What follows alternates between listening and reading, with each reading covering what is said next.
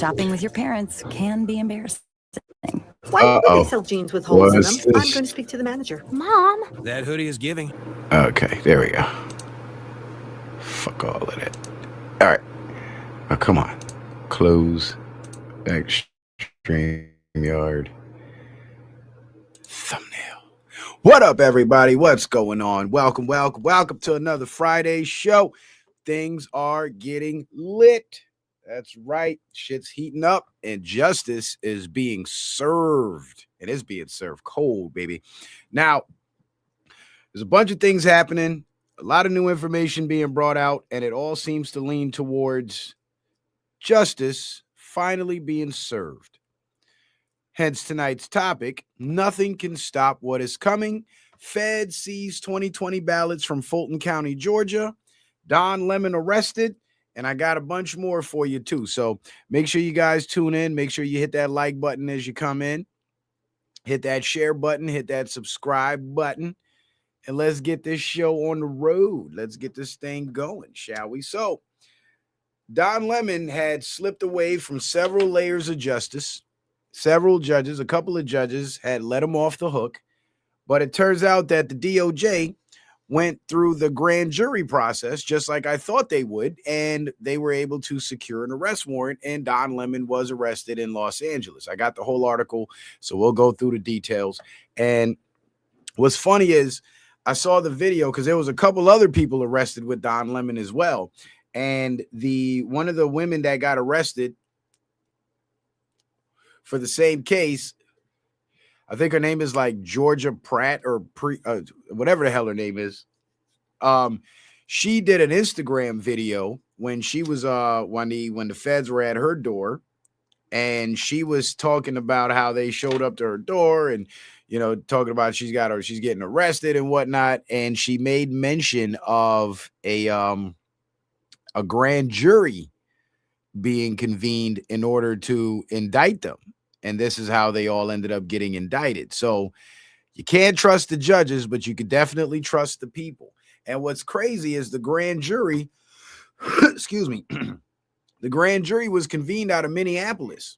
So what's that tell you? The government in Minneapolis leans one way, and the majority of the people in Minneapolis seem to lean the other way, because those protesters out in the street, they're just a tiny percentage of the actual population in Minneapolis and in Minnesota. And the majority of the people are normal thinking human beings that aren't bought into the crap. They don't have a problem with ICE being there because they understand the necessity, and they're not really out in the streets or on the internet making too much noise. So to us, we wouldn't even know they existed. That's why we call them the silent majority. But when it comes to making things happen on paper, they showed up, because that grand jury most definitely indicted Don Lemon without hesitation, and it didn't take very long. It didn't take very long at all. It's almost like they were waiting, like, DOJ, why y'all playing these games and going through these bought-off judges that you know are crooked and bought off, when you could just come to we the people and get justice?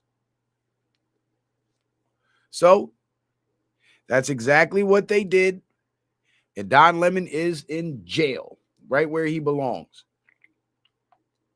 So I guess my theory, and this is why I was clear, I made sure to clarify that it is just a theory, because I was kind of perplexed at how these judges were just letting Don Lemon walk, even though there was all this evidence against him. And the theory I came up with was maybe he's the snitch. Maybe it's his job to get these people together and hype them up and say, yeah, I'm Don Lemon, I'm going to give you coverage, so let's go do this illegal shit, and then get these people to go do it, film it all, and then turn him into DOJ, and he would, have to throw himself under the bus because he's got to pretend to be one of them. But the courts will let him walk. That's what I was thinking. But it turns out, no, they were just crooked judges that were doing the work they were paid under the table to do. So now justice is being served. Now, Fulton County, Georgia is a pretty big deal too. And Fulton County, Georgia is a big deal because that's Fannie Willis's district. That's where they brought the case against Trump for election interference and had him go down there and take the mug shot and all that. Y'all remember that? Fulton County. And they charged Trump and several of his people in Georgia with election interference because they were questioning the results of the obviously stolen election. So in order to cover up the fact that they stole the election, and they did it so blatantly, they had to pretend that the people calling them out and trying to expose the fraud were actually the ones committing the fraud. And so in essence, they had to project their crimes onto the people that were calling them out for their crimes. And it worked for a while because they were able to force Trump to come down there and take the stupid ass mug shot. And shortly after that, Fannie Willis got caught up in the bullshit she got caught up with because she can't keep her damn legs closed because she's a hoe. And her whole case fell apart and she couldn't pursue it anymore. And I believe because of the ethics violations, she actually got removed from the case. And when the new prosecutor came in, the new prosecutor was like, this case is nonsense, and threw it out. So the case is thrown out. The case is no longer, it doesn't exist anymore. The case is dead. So they try to bring a criminal case against Trump, and now Trump's firing back because he's got the feds on his side now. He's got control of the agencies. And now they are actually taking a serious look into what went on in Georgia because the fraud couldn't be more obvious. But you see, they had to be so blatant and obvious with it that people wouldn't believe it when you told them. Because who would believe that a county election board would blatantly commit election fraud on election night to the degree and to the level that they did in Fulton County? There's no way they would be so brazen about it. Right? So just the brazenness in the act alone provided them plausible deniability, because who in their right minds would believe that your local government would be capable of such a thing? Right? And that's kind of the way they played. And that's why when we talk about a lot of these conspiracy theories and crimes that these politicians are involved in, it sounds so over the top that people can't believe it. But they do these over the top things like this because they know that people wouldn't believe it. And it'll be easy to get people on their side and believe that these allegations are false. Like Hillary Clinton having 159 or so dead bodies behind her throughout her political career. These are all people she had executed, people she had deleted. But in 2016, when she ran for office, people still turned out and voted for her and were still in support of her. And those are the people that wouldn't believe for 1 second that this woman would be capable of having over 150 some odd people executed. Or how about Bill Clinton being the biggest cocaine importer into the country throughout his tenure as governor of Arkansas and president of America, president of the United States? But there's still people out there that like him and support him and would never believe that for 1 second because it's so over the top. You see, that's how they play you. That's how they play the game. But that case is dead now. All the cases they've brought against Trump that were fraudulent, which was every single one since his political career started, they're all falling apart. The Stormy Daniels case, dead in the water. The E. Jean Carroll case is going up before the appeals court. That's going to be dead in the water. The 34 felony bullshit case, appeals court tossed that out. You notice how the fake news isn't telling people that the 34 felony case has been voided and dismissed by the appellate court, and there's still dummies out there running around believing this lie. Oh, Trump got 34 felonies. He's a felon and he's the president. Not knowing that that's yesterday's news, and it turns out that the case was bogus in the first place.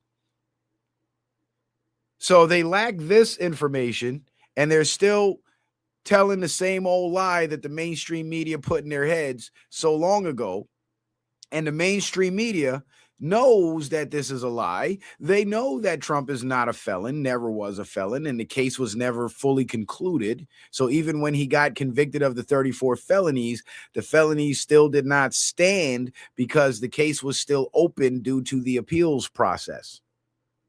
And now, thanks to the appeals process, the case has been dismissed and thrown out. Trump is not a convicted felon. that conviction has been essentially dismissed by the courts. But the fake news won't tell their believers that. They won't tell their followers that, hey, guys, we're sorry. We lied to you. Trump's not a convicted felon because the case was still open and it just got dismissed. So, yeah, we can't use that excuse anymore. They won't say it. They'll just let the people just keep believing that lie and making themselves look stupid. And I'm sure you've noticed there's been some pretty goofy people on social media trying to hang their hat on that bullshit.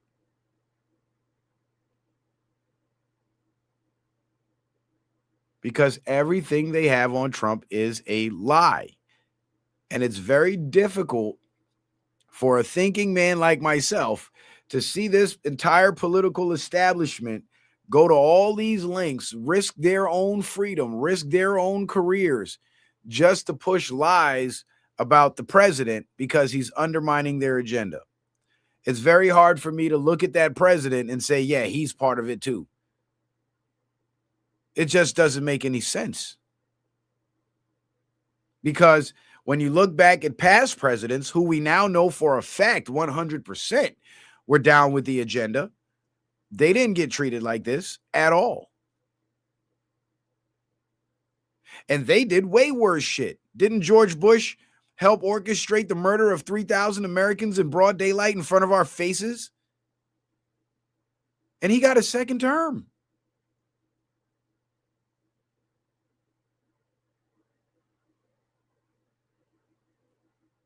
Where did Trump do anything close to that? Didn't Barack Obama use our military assets to support Muslim terror, Israeli-led Muslim terror groups in the Middle East to destabilize entire countries and assassinate world leaders? And he got a second term. And he still gets praised to this day.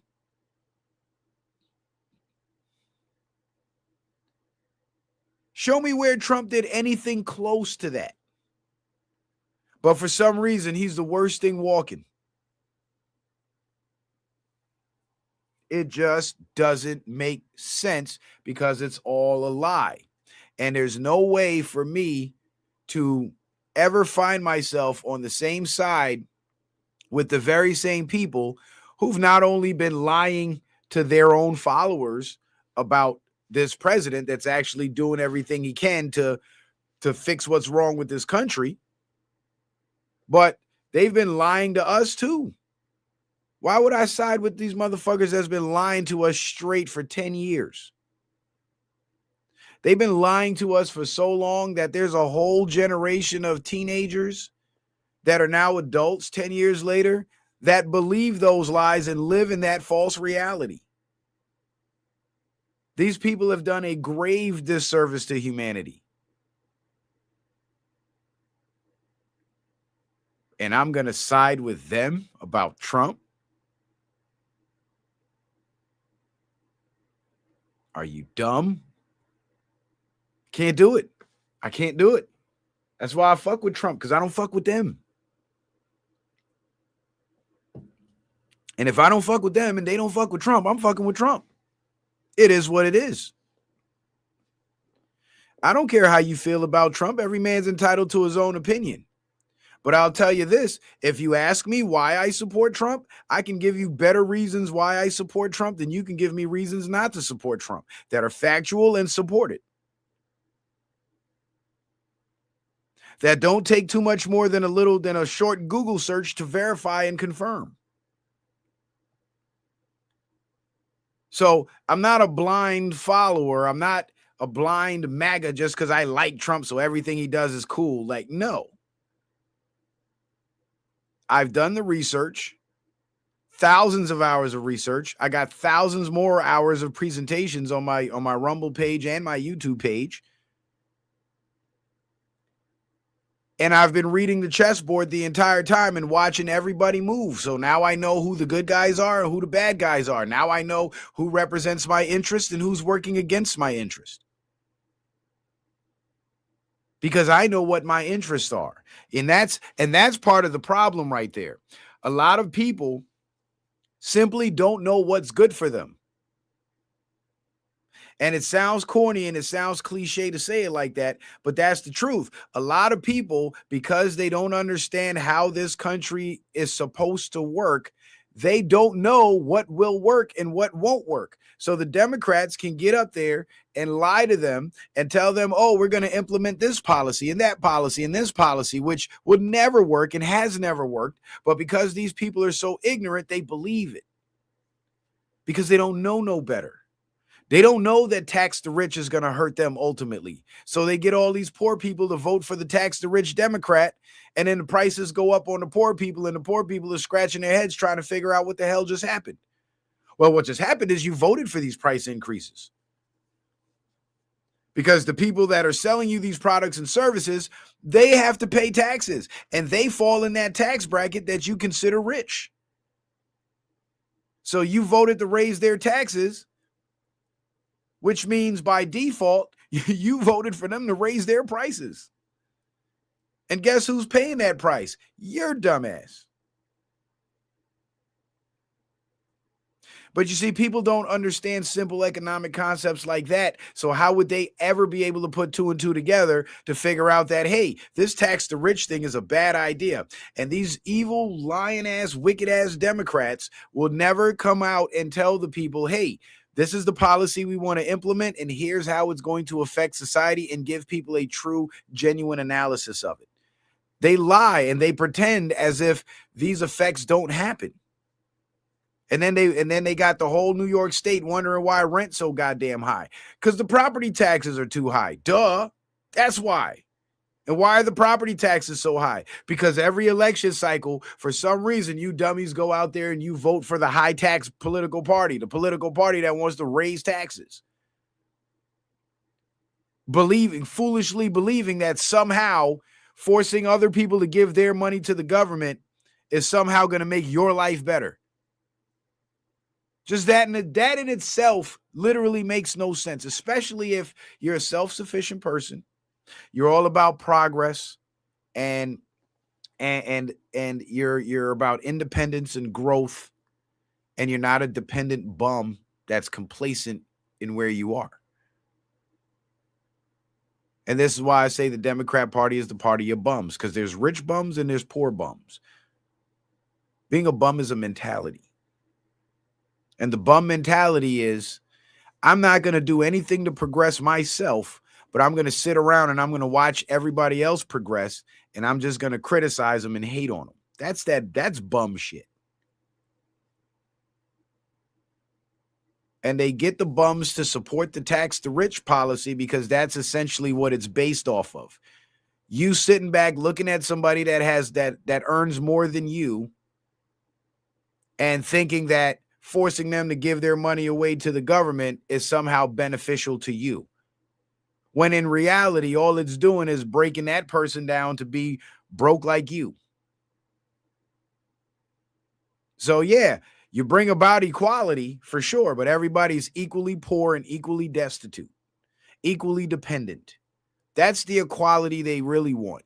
But they sell it to you as if they want equality in the form of, fairness and justice and equity and all this dumb shit. But it's really, they want everybody equal, as in, because during slavery, for example, the slaves were equal, weren't they? None of them had rights. None of them had constitutional protections, and they were all property with a price on them. Sounds pretty fucking equal to me. And the slave masters and the robber barons who had the wealth and controlled the wealth, they were not equal. Some had more wealth and power and influence than others. You see? So you can't really have a free society that's based on equality. The reason why is because somebody has to be in charge to set the standard for what is considered equality. Somebody has to make that determination that, hey, this is equality, this is not. Which means there has to be somebody in charge to make that determination and decide who has more of an advantage than who else and how to level the playing field. And that would be up to the oligarchs. That's why the same political party that's beholden to the oligarchs, the Democratic Party, and the foreign interests, they're always the one talking this equality shit because they want to be the ones in charge deciding how equal everybody gets to be.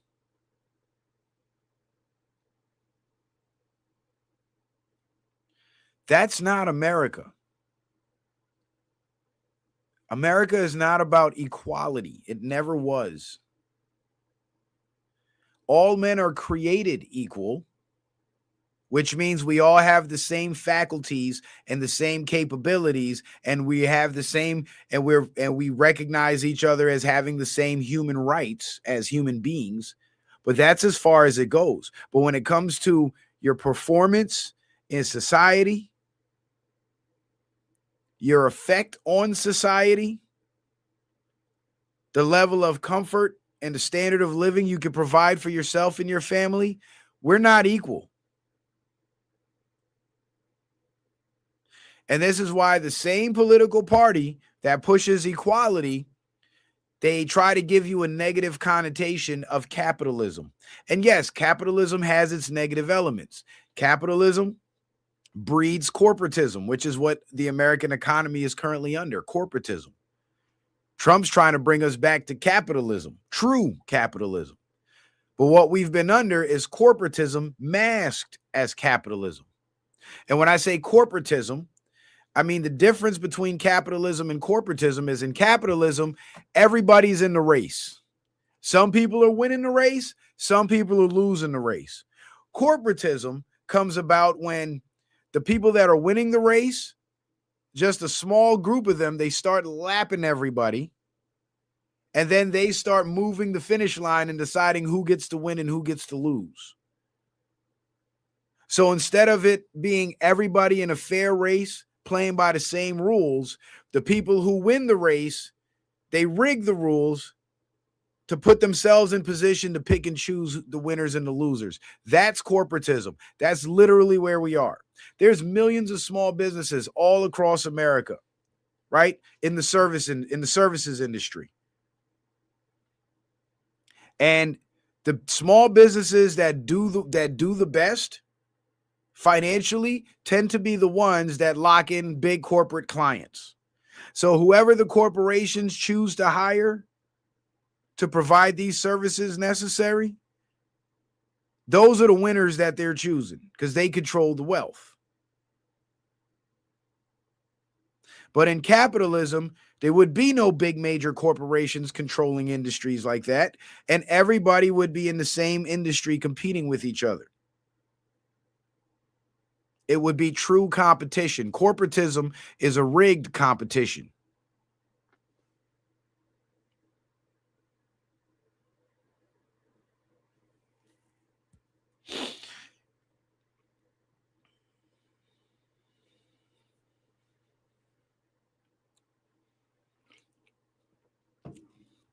Yeah, Andrew P. Cronyism and overregulating ruined capitalism. Yes, it did. Give me a second.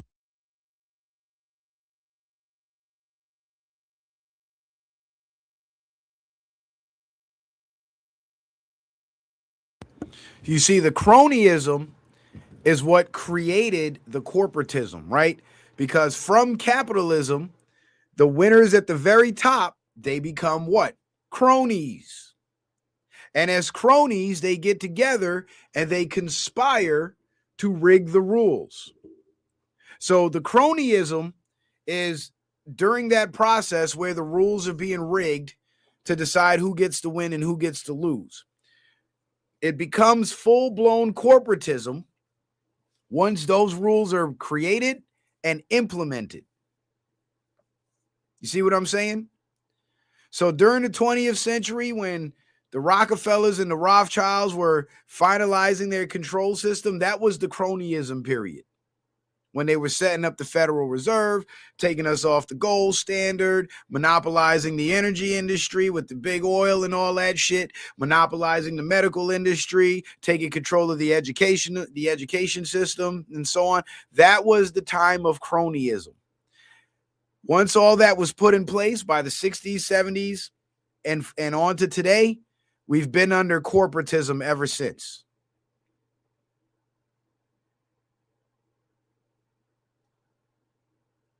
And Trump, knowing this, because he's not an idiot, he played the game and became one of the cronies so he can make it, he can get to the top of the food chain through capitalism, join the corporatist cronies at the top, and usurp their power.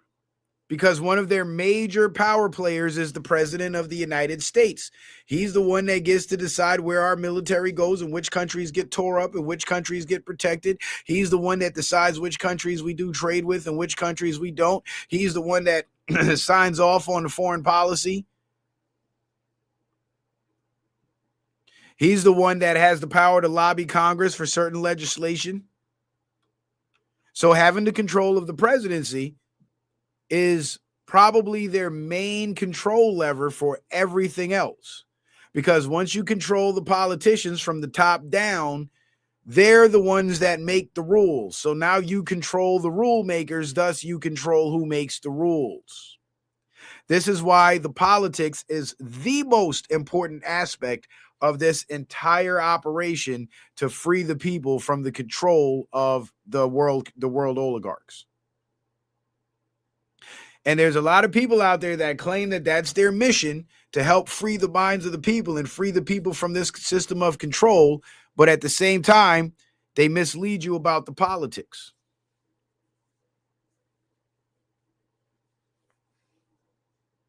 And they mislead you about the politics because they're still serving the enemy. They're just doing it in such a way that they're posing as being on the side of the people when they're not, because they're getting a big fat paycheck and they're living comfortably. And all they have to do is keep you politically neutralized so they can control the political system and do whatever the fuck they want to do. And that's exactly what's been happening.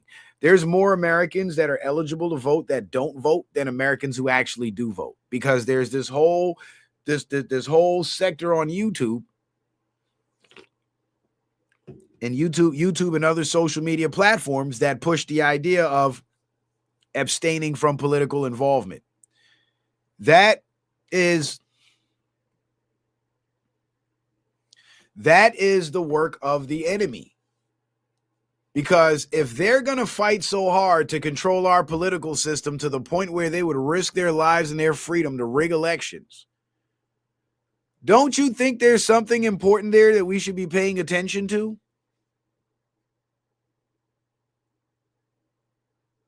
If you see the most powerful people in the world spending billions and trillions of dollars to control whoever sits in this political position, and you as an American have the ability to vote for who gets that political position, in fact, you're the ones that are supposed to be able to decide it,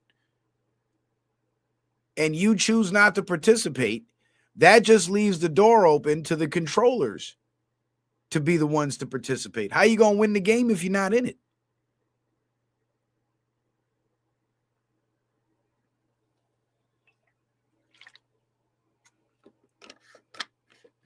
Max says, but who controls Trump? Respectfully,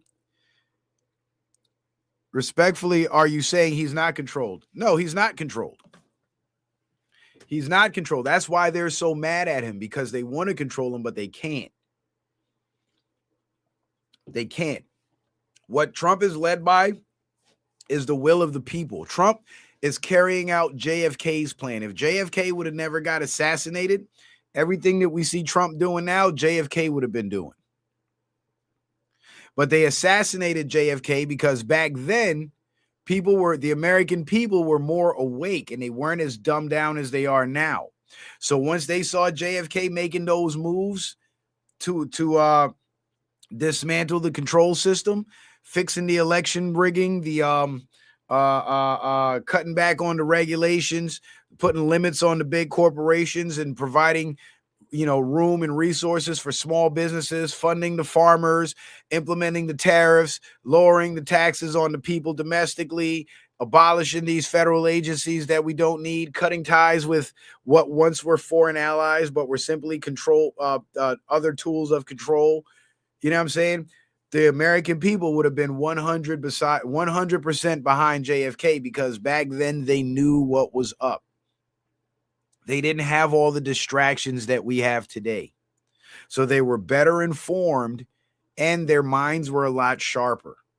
Today, we got the internet, and we got all the clown shit on TV and all the bullshit distractions and the celebrity culture and all that shit. And then on top of that, we got decades of poisoning of our food and water, poison through the vaccines, and neurological damage, miseducation in the education system, propaganda in the media.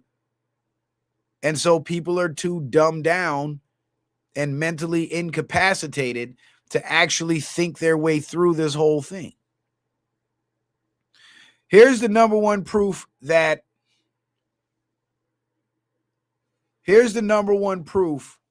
Donald Trump is not controlled. I'll prove it to you in one sentence. Every other president between JFK and Donald Trump, every other president in between that span of time, they all started out their presidencies with a certain net worth. By the time their presidential stint was over, their net worth had increased 10 to 100-fold. Correct? When Donald Trump started out his presidency, he was up $10 billion. By the end of his first term in 2020, he was down to $2.5 billion. That man lost 75% of his personal wealth fighting for this country to not only free the people, but free the minds of the future generations at the same time. If he was controlled, his net worth would have increased, not decreased. That's how you know who's doing it for the people and who's doing it for the establishment. Because the establishment is not going to let you eat off of them or off of their system if you're going against their agenda. That's why I tell you guys, watch out for these big YouTubers that's making big money on with the monetization and don't get censored and shit. Watch out for those guys. Because if they're so against the system, why is the system letting them eat and letting them eat so lovely? Because there's something in their messaging that helps push the agenda. And 9 out of 10 times, it's the Trump bad narrative. They just give you different reasons for why Trump bad, but it still amounts to orange man bad. Orange man racist.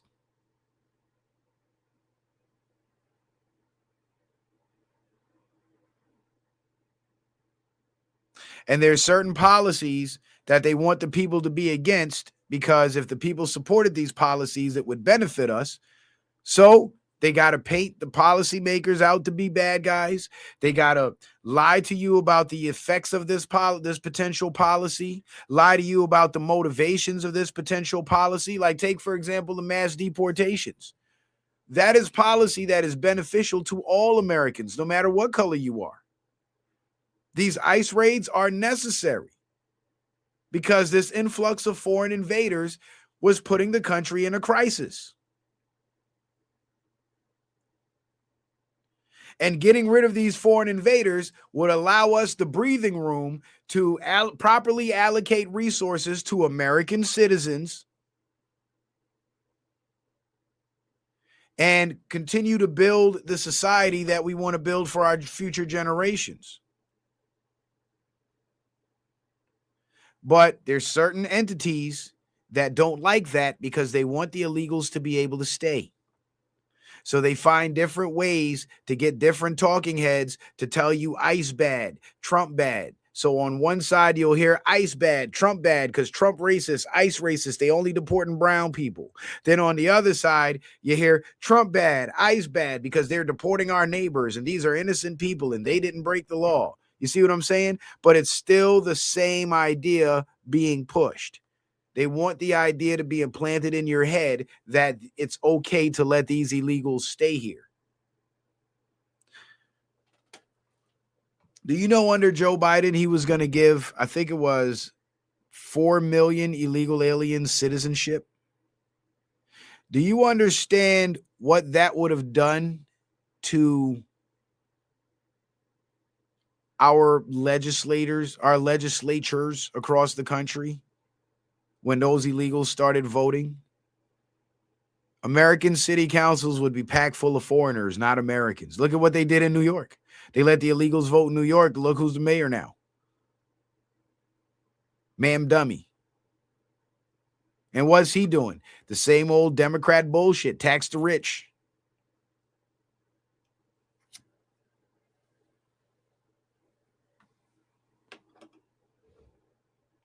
Go look at the state legislature in California.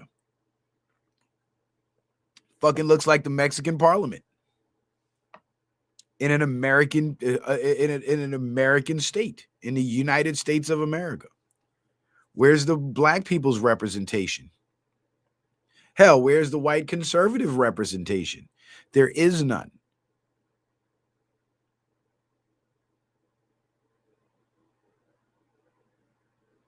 So whether they have to make the issue seem racially motivated or politically motivated, there always has to be some negative motivation assigned to whatever policy that would actually benefit the people in order to get the people to not support it. In order to get the people to support bad policies that are antithetical to their best interest. And it's diabolical how they do it and how they lie. Look how they stole the 2020 election. Millions of Americans had their right to vote pissed on in 2020. A right that Americans, and throughout American history, a lot of black Americans actually died for. There was a black dude in Ocoee, Florida, I believe it was in 1920.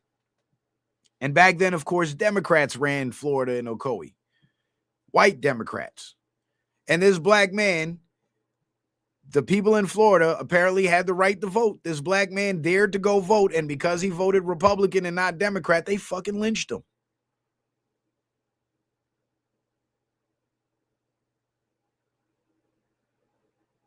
Because he dared to exercise his right to select his own, who he would like to represent him.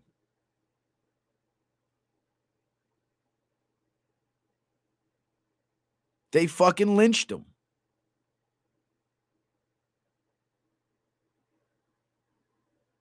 So this is a sacred right that every American has, because in some countries they don't have elections. The people don't get to say who gets to be in charge. The people don't get to say who represents them. Just remember that.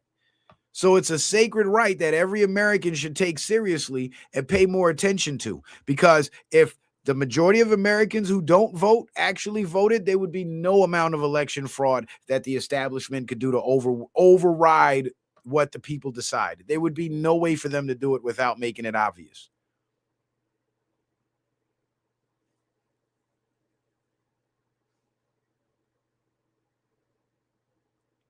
And because since the era of Trump, so many people have gotten politically involved and started voting, that it became more and more difficult for them to rig the elections, because they had it rigged for Hillary in 2016, but they only accounted for a 9% new voter turnout in order to ensure Hillary wins, because up until that point, Obama had the highest record for new voter turnout at 9%. Donald Trump was actually able to garner a 15% new voter turnout, and he ended up overwhelming the fraud. Why? Because the people showed up. Because the people showed up. Imagine if those people was listening to like Brother Sanchez and sitting on their ass and saying, I don't vote. We would have had Hillary as our fucking president. Do you know where this country would be right? This country wouldn't exist right now. I would probably be in jail for saying the shit that I'm saying.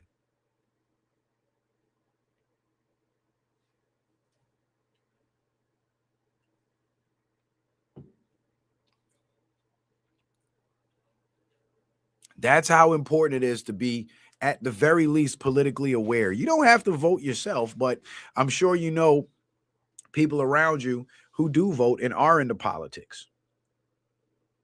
That's where your knowledge and your skill set comes in. You guide them.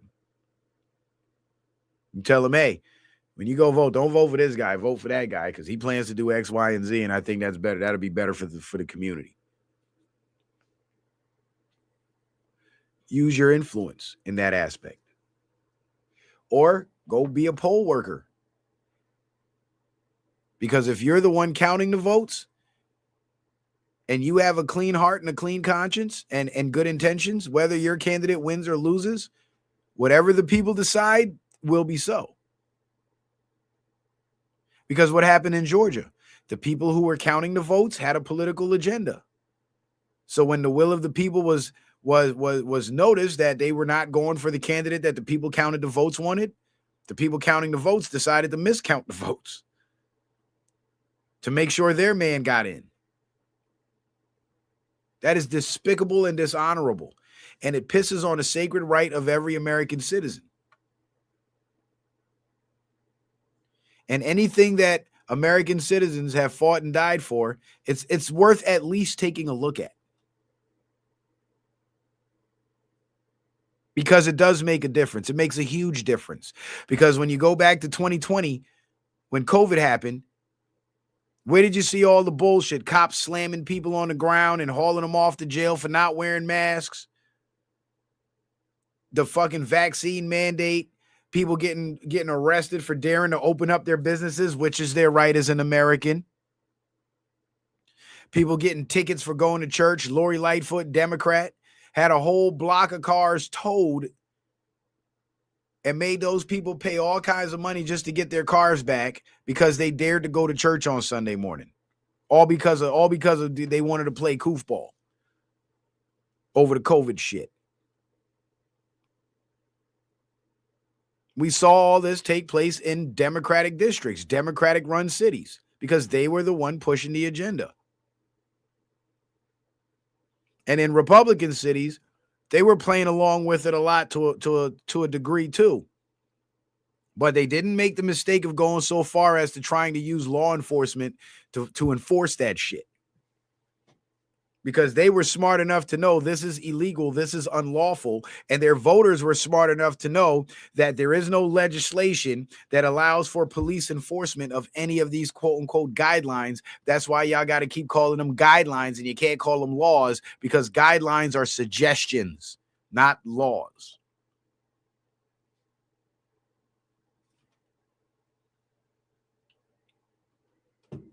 So in conservative districts, the people were smart enough to understand that my compliance with this bullshit is voluntary. So I volunteered to not comply with this bullshit. But in Democratic districts, people didn't really have that freedom because the Democrats used the force of government to shut that down.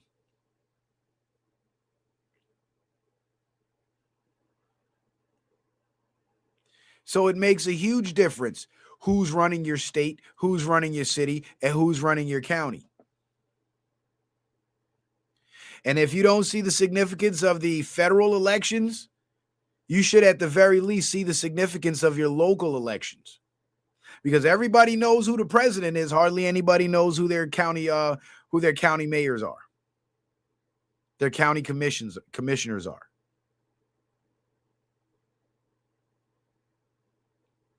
Hell, most people don't even know their governor's names or their senators' names. And these are the people who have a direct effect on your community.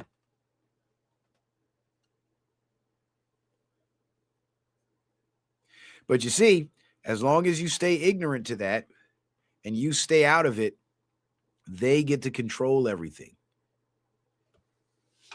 And once Americans started waking up and getting back politically involved, thanks to Trump, what did they do? They opened up the borders. They flooded the country with foreigners, started giving them all kinds of bribes in the form of welfare, excessive amounts of welfare, and then attempted to give them voting rights.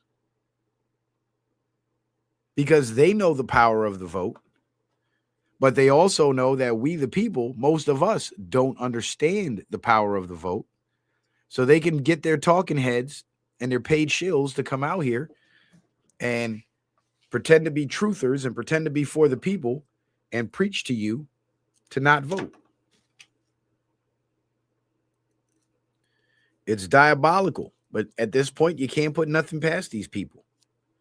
This is the same establishment that when they decided to turn on the Trump bad switch, every fucking TV show, movie, documentary, every form of entertainment broadcast on TV was getting political to tell you how bad Trump was.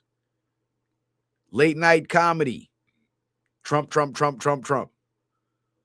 Sitcoms, Trump, Trump, Trump, Trump, Trump. White supremacy, racism.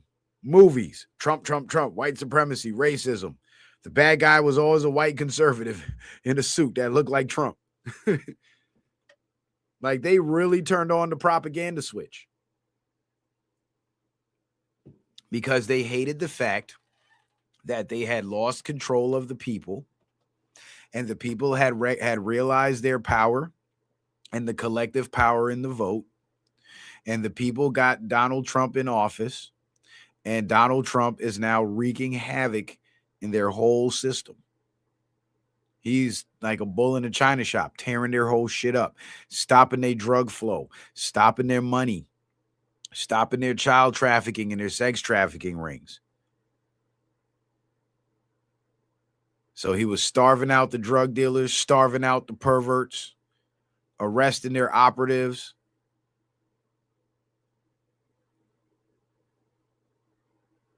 And they didn't like it, and they still don't like it. And now that they brought in their new voter base that will vote us right back into the control system that we've been under for the past few presidencies, and Trump's undermining that with the ICE operations, now we got to be told that ICE bad.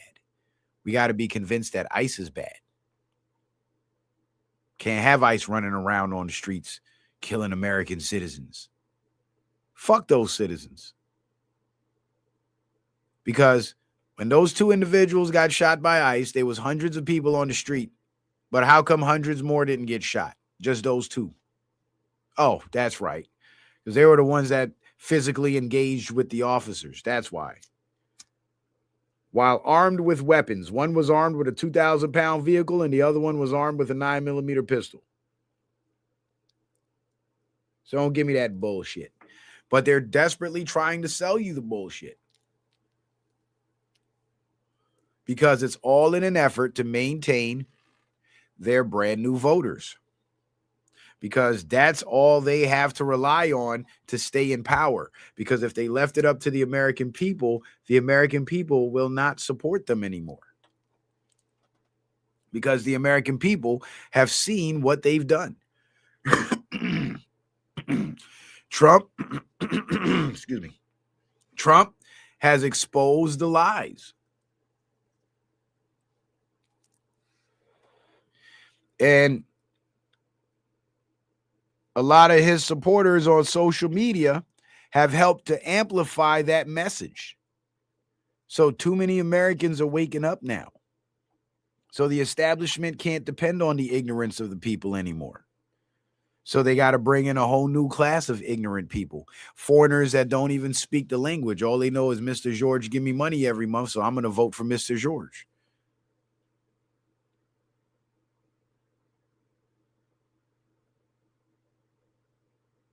But of all the events that have taken place over the last few years that should have woken people up to these basic truths, and it kind of just went over their heads, they fell for the propaganda, they ignored it, they act like it didn't happen, shit like that. Hopefully, after this round of events, more people will wake up. And enough people will wake up to where these lies won't have legs anymore. Anybody that gets on YouTube and tell you ICE bad and don't vote will be immediately canceled, because that's not the message that the American people care to hear or want to hear, because that message does not serve the American people in any way. In fact, it harms the American people because it leaves the door open for a foreign takeover.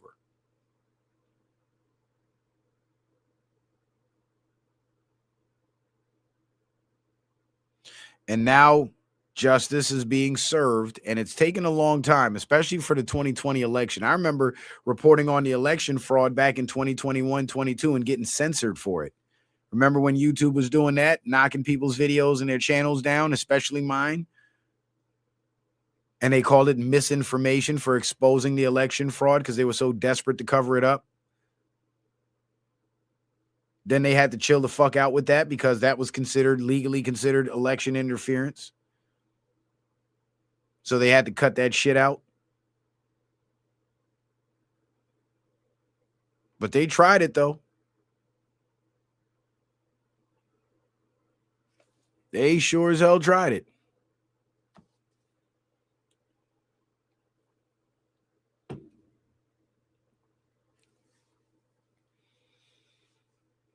But now here we are 5-6 years later, and the FBI has executed a search warrant for the seizure of ballots from Fulton County to examine them and see the fraud. And of course, the Democrats and their cohorts on social media, they're all up in arms and they're all mad about it. But let them get mad. This was long overdue and this had to happen. Let them get mad. They should be mad. I'm mad that it took this long.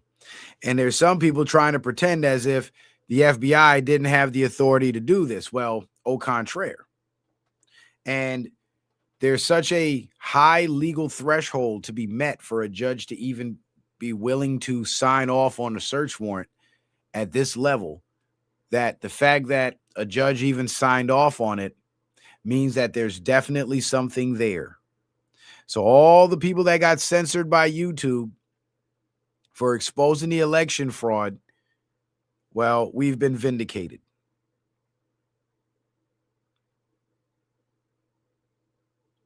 Because all the evidence is there. It's always been there.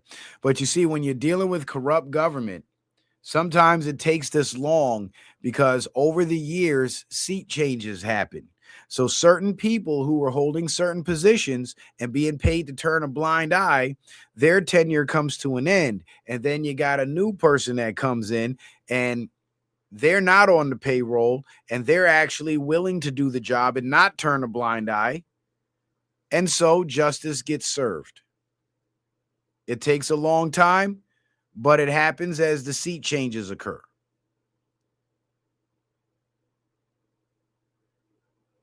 And I wish it didn't take this long, but that's just the way it goes, unfortunately.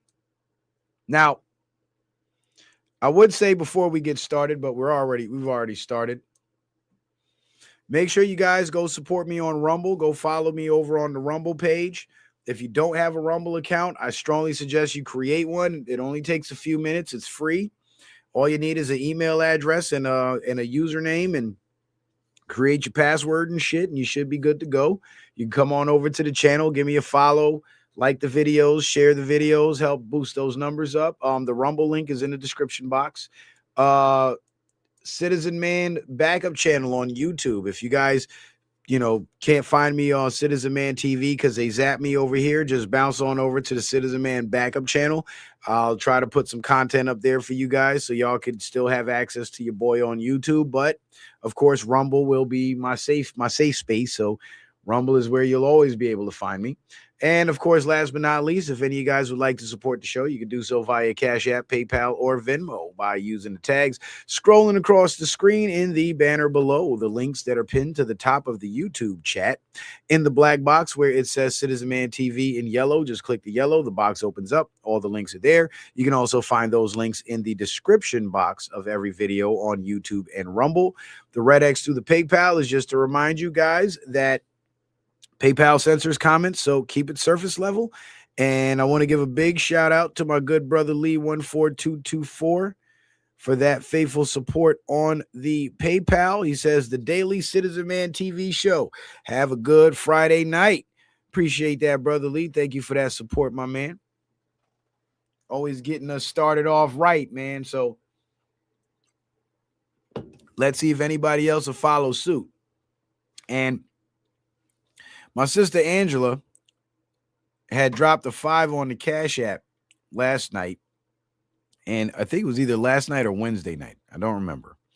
But she issued a $5 challenge. And if you guys aren't aware what the $5 challenge is, the $5 challenge is simply, everybody throw 5 in. How many people could throw a 5 in the pot? And I would like to keep that challenge going. Let's just say that. And shout out to my brother Ronald over on the Citizen Man Cash App. He says, keep rocking. Appreciate that support, Ronald. So we actually got 2 supporters for the night, not just 1. So we definitely getting started off right. Shout out to y'all. Appreciate that. Appreciate that. But let's go, man. Let's go. So Iran and America. You're hearing a lot of news about Iran and America beefing. Trump sent the armada over to the sea over there near Iran, and they're posturing militarily against Iran. And the news is telling us that the Iranian regime needs to be removed because they're killing their own people. But the Iranians are saying Israeli sleeper cells made up of Iranian citizens are killing their fellow Iranians, and the Iranian security forces are fighting to stop these terror cells, and they've captured over 3,000 of them so far. And I believe that Trump's posturing against Iran, if there's any U.S. involvement, it will be targeted attacks against these sleeper cells within Iran.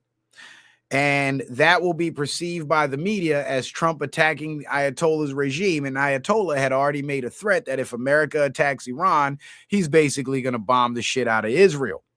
So I see two birds with one stone happening here, where America is going to launch the attacks on Iran. So the Zionist media thinks that Trump is going to war with the Ayatollah, but he's really helping the Ayatollah by bombing the sleeper cells that are causing the Ayatollah problems within his country. Trump and the Ayatollah, they're going to let the media run with the narrative that they're at war with each other, and the Ayatollah is going to respond and fulfill his threat of nuking Israel, basically, and Israel will get nuked. And now the green light is on Israel because the sleeper cells that they had over here hiding amongst the illegals that were pretty much holding the American populace hostage. In other words, if Trump didn't comply with Israel, we'd see mass shootings and bombings happening on our streets, possibly even another 9/11. Now that those individuals are being mopped up in the ICE raids and the Fed raids, they don't have the leverage that they had anymore. So now when Trump targets Iran and Iran responds by nuking Israel, well, justice will be served. Just say that. So Trump says if we do strike, it will be limited and targeted. We do not want to escalate the war. And Ayatollah says, even if the strike is limited, we will treat it like full war and respond harshly. So I think this posturing is to set the stage for the level of attack that Iran is going to launch on Israel, because Israel is more of the target than the United States is. Israel is the one causing Iran the most problems, and I do honestly believe that Iran will attack Israel because those sleeper cells in Iran have murdered thousands of Iranian citizens. Thousands. And the Iranian security forces and the Iranian people that are loyal to their country and not sold out to Israel, they are pissed about that shit. And if this is the way revenge has to come, this is the way it's going to come. And what makes me lean further into this theory that this is all a play against Israel, aside from the Americans feigning an attack on the Iranian regime when they're attacking the Israeli sleepers within Iran, and Iran responding by bombing Israel, Lebanon has now joined the conversation. And if you know anything about Lebanon, you would know that Lebanon is also diametrically opposed to Israel. Israel has been systematically oppressing the Lebanese and genociding the Lebanese, just like the Palestinians as well. And Lebanon has been dying for their opportunity to put Israel out of business.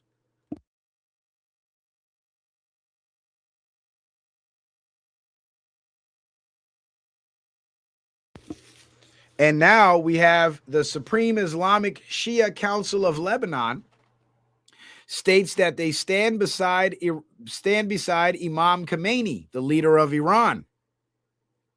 So I believe with this, again, with this posturing from Lebanon, I believe that Israel will be the ultimate target. So Trump is getting rid of their personnel here in America that were basically lying in wait to cause damage and cause carnage if the American government didn't comply. Now that they've lost their manpower and their ability to cause the level of damage and carnage that they could have caused before the ICE raids, now Israel is being targeted. And you know what? I sure hope it happens before the midterm elections, because the last time Iran bombed Israel, it was in June of 2025.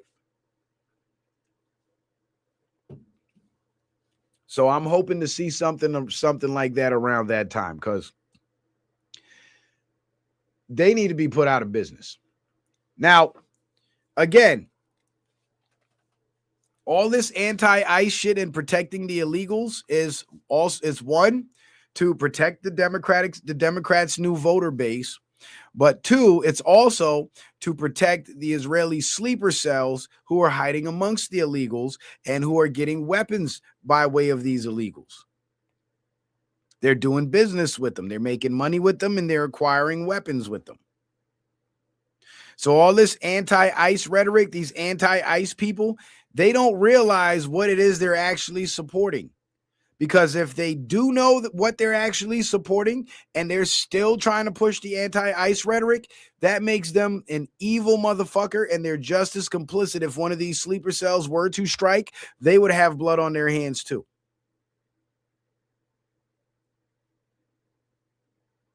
Because their entire message has been in support of these people.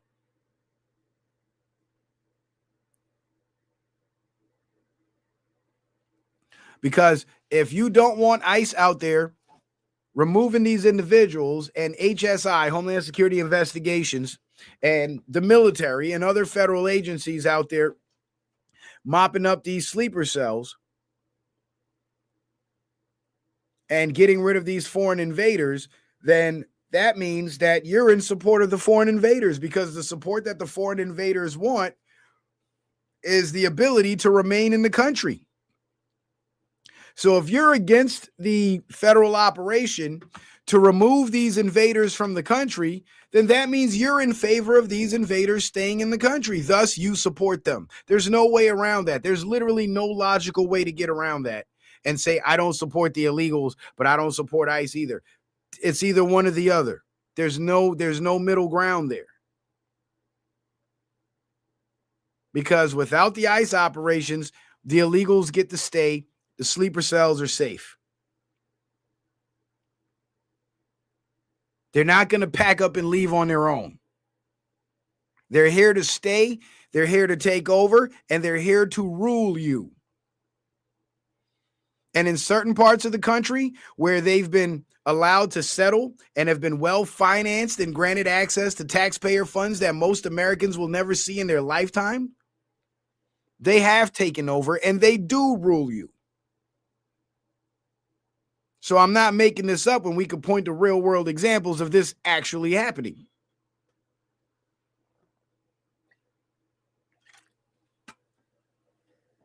You feel me?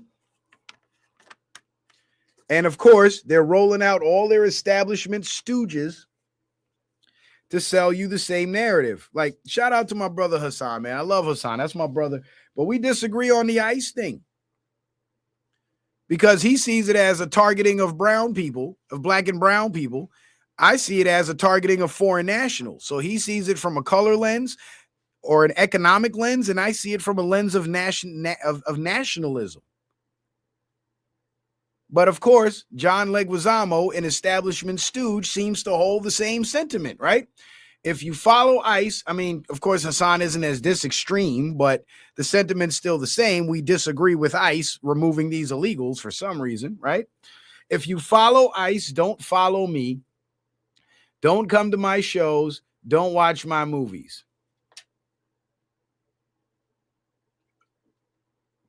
So if you support ICE, John Leguizamo is basically saying, screw you. Well, John Leguizamo, nobody gives a shit about you anyway, because we already know what time it is with you. We already know what time it is with you, bro. You put on the dress decades ago.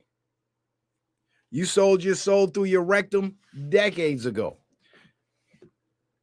So we already know what time it is with you. So you got it, bro. Your terms have been accepted.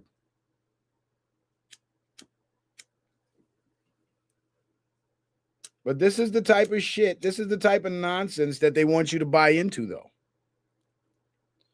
And these are the types of clowns that they want you to side with and align yourself with.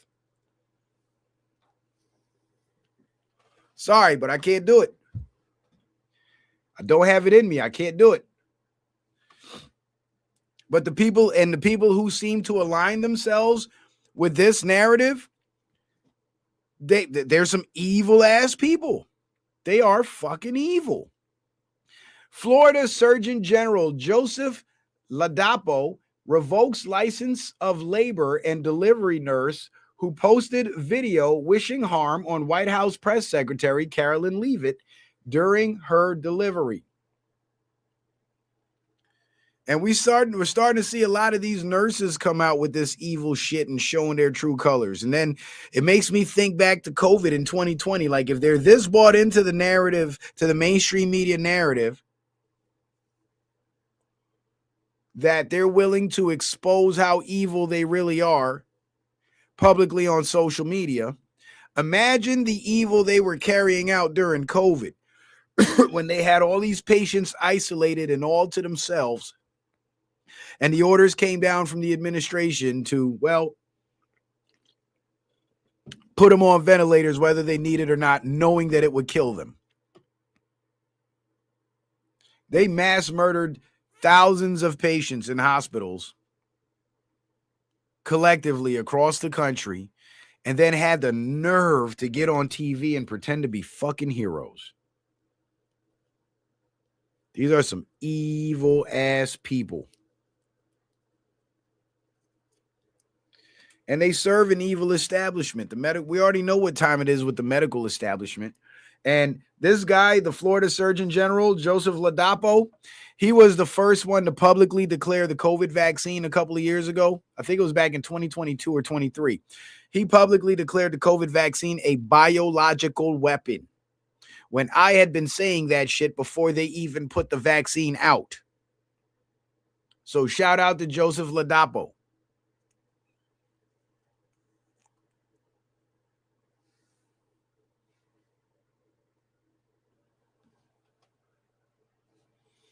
But these nurses are fucking evil. Hold on. Let me run this video for y'all real quick, because I showed you guys the slides with the other nurses, right?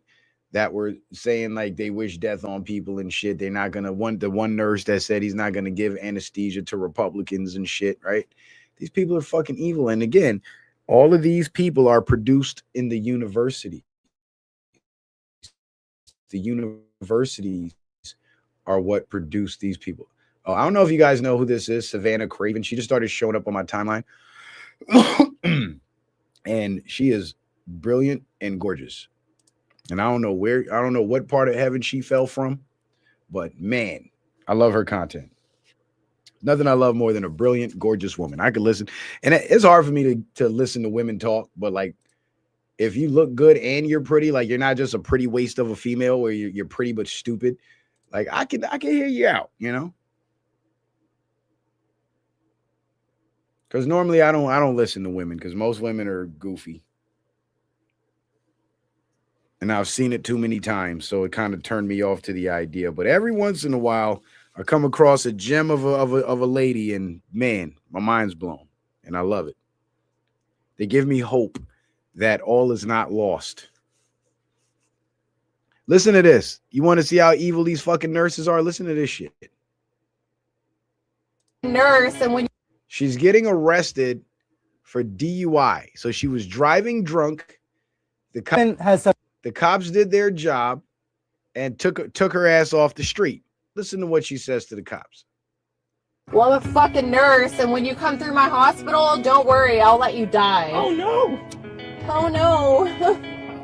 Oh my god! All your family members, and this is all on recording? Well, I'm a fucking nurse, and when you come through my hospital, don't worry, I'll let you die. Oh no! Oh no. Oh my god! All your family members, and this is all on recording?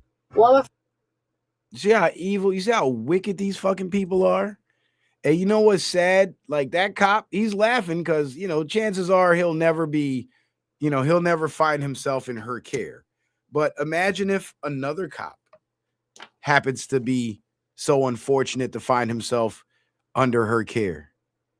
She will let that man die just because he's a cop. Like, these people are a clear and present threat to the American people. And you want to know something funny? The Supreme Court is more in favor of Donald Trump, right? Because they have a majority conservative judges on the Supreme Court. And it was the Supreme Court that made the decision about the employer mandate when it comes to the COVID vaccine, that bioweapon, right? And something strange happened with that ruling. And not a lot of people paid attention to it, but I did. And the employer mandate was struck down by the Supreme Court with one exception. Medical employers can mandate the vaccine for their employees. And I think that was done for a reason, because if this thing is a bioweapon and everybody knew it, except the general public, of course, and the Supreme Court, knowing it's experimental medicine and it can't be mandated, why would they rule against the mandate for everybody else except these medical staff and then expose them to the COVID vaccine bioweapon? But you know what? I think that question for me has been answered. And the reason why they allowed the mandate for medical workers is because a lot of these medical workers are people like these. Not all of them, but most of them. There are people like this. And their minds are twisted, and they're sick, and they're demented. And we cannot live in a free society and be confident in our own safety with people like this in such great positions of power, where they have the power of life and death in their hands. These people have to go. Look at Alex Preddy, another nurse out there getting his ass shot off because he want to go fight with the fucking feds. Like, you are supposed to be the person in charge of saving lives, and this is how you're behaving. This is the type of shit that you're saying about people because of some bullshit you believe off of MSNBC. Like, nah, you got to go. And I think that was to narrow the purge down to the worst of the worst in our society, because nurses and medical workers have a tough job. And a lot of them are really good, hardworking, tough people that have a clean heart and good intentions. But then there's that majority that don't have a clean heart, and they're politically brainwashed, and they believe that their political beliefs should govern their actions in everything they do. Like, they can't separate the two, like separate work from their personal beliefs. So they bring their personal beliefs to work, and because their personal beliefs are based in such evil and imparted on them by way of wicked spells, they're under this spell that literally makes them genuinely bad people. So when the orders come down from the administration to do these bad things, like give freaking 2-year-olds 70 fucking vaccines and shit, they don't have a problem with that. Because if you run an entity that's in charge of life and death, and you have bad intentions to cause as much harm as possible, you'd have to hire genuinely bad people to carry that shit out. Because the good people you hire will have a consciousness conflict. where on one hand they need their job and they want to do their job and they want to do it well, but on the other hand their job is fucking evil and they're having internal conflicts about doing it.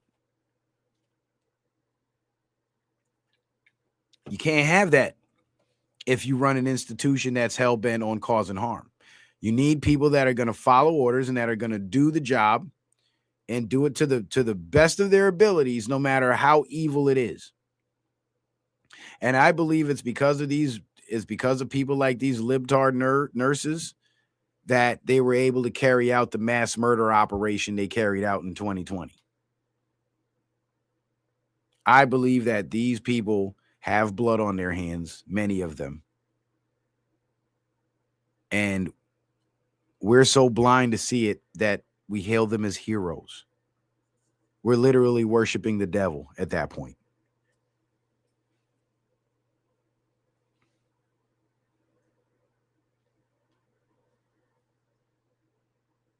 Solo D said, ice, ice, baby. Doom, doom, doom, doom, doom, doom, doom. You know, it's funny.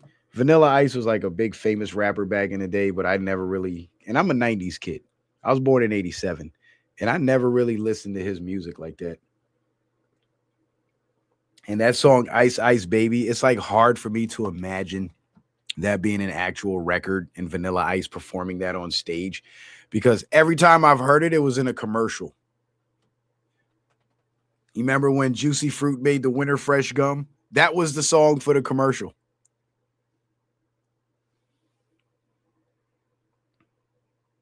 Affinity 777 says, Citizen Man, I hope and pray for everyone that all of these characters in this movie don't let the people down. Yeah, well, you know, we don't know the whole script, but I have a pretty good idea how it all ends. And I see light at the end of that tunnel. You know what I'm saying? Liberal woman said it's time to bully MAGA. If you're still walking around with a MAGA hat, I fully intend to bully you. Really? You see? This liberalism shit, it encourages wickedness and evil. It's like, okay, you don't like MAGA. You don't like people that wear MAGA hats. Why don't you like them? Because you don't agree with their political views. So why do you feel the need to have to bully them and not just avoid them, ignore them? Why do you have to bully them? You see, this is how fascism and communism works. It's coercion. It's done by force and coercion, because any sane thinking person, they might not be MAGA, but they wouldn't agree with a lot of the libtard, leftard shit. But they don't feel the need to bully people about it. Like, listen, if I meet somebody and I'm talking to that person and homie's saying some stupid shit and they sound like, you know, one of them dumbed down Democrats, like, I'm not going to sit there and debate that motherfucker. I'll let him think what he want to think. You know, like, he's not my coworker. He's not my employee. He's not my boss. He ain't my father. He ain't my brother. I don't have to deal with him every day. So why do I have to bully him into believing what I believe? Unless I'm one of those religious zealots that can't help myself. Because that's what this is, religious zealotry. Ain't that what the radical Muslims do? Bully people into converting to Islam? You know, we'll shoot you with an AK-47 if you don't convert to Islam. Yeah, that's ideological bullying. That's bullying over ideology, and that's literally what these people are doing. They are no different than the same radical Muslims that we've been taught to believe are the biggest threat to the world. When the biggest threat to the world is actually Israel, and funny enough, Israel runs the radical Muslims, but that's another story for another day. But this is the sickness in the minds of these people. They're brainwashed into being evil because they're under a wicked spell, and it makes them evil motherfuckers. It just makes them genuinely bad people, to where they can't even relate to people who believe differently. They're so one-track minded. That's a cult. That's what that is. That is a cult where we believe what we believe, and anybody that believes anything differently is bad. That is a cult. Because the whole point in having a free functioning society and freedom of speech and freedom of thought is so we can learn to interact with each other, even though we don't share the same beliefs. That's what makes life beautiful. Like, if we all believe the same shit, how interesting is our conversation actually going to be? Tell me.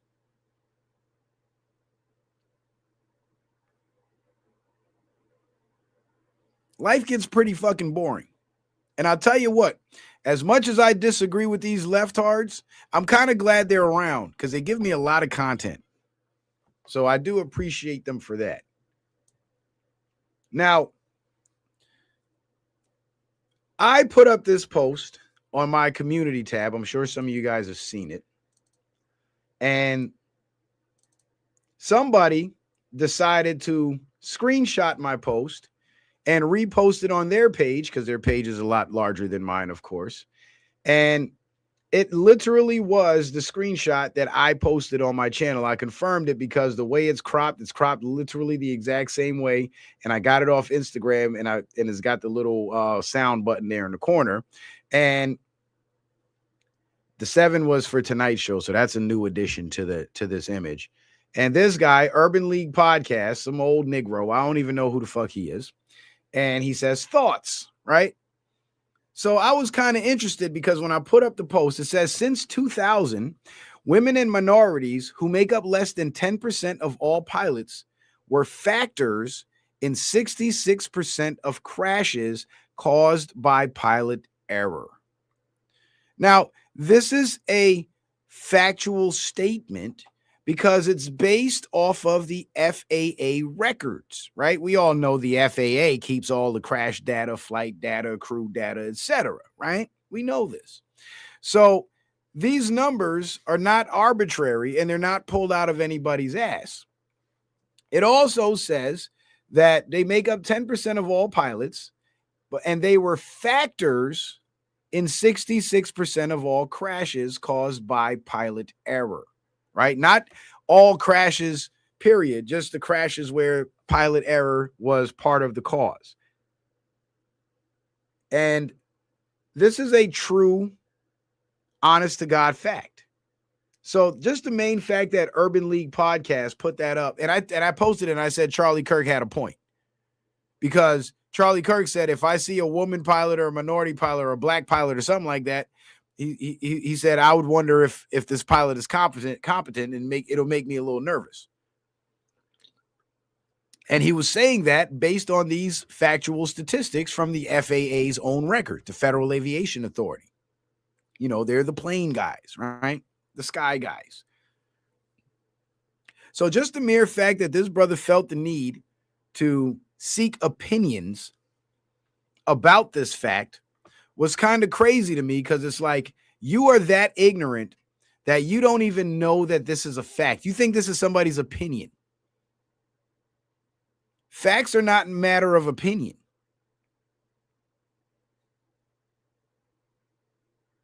A fact is a fact. And if we are to be, as you know, minorities, let's just say, if we are to progress and become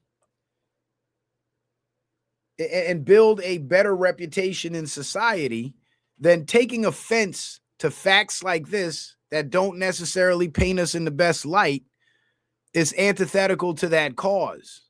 Because what you're doing now is you're taking a real problem that exists amongst us that needs to be solved, that would help us if it were solved.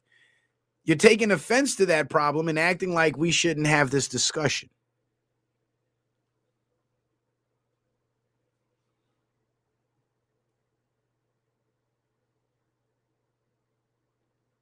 So the fact that this man felt the need to ask people's thoughts on it demonstrated his own personal ignorance of how to properly analyze facts, right?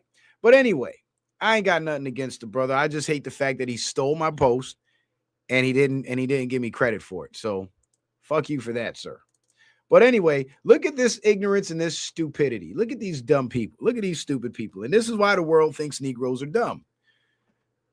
This man says, this doesn't add up one bit.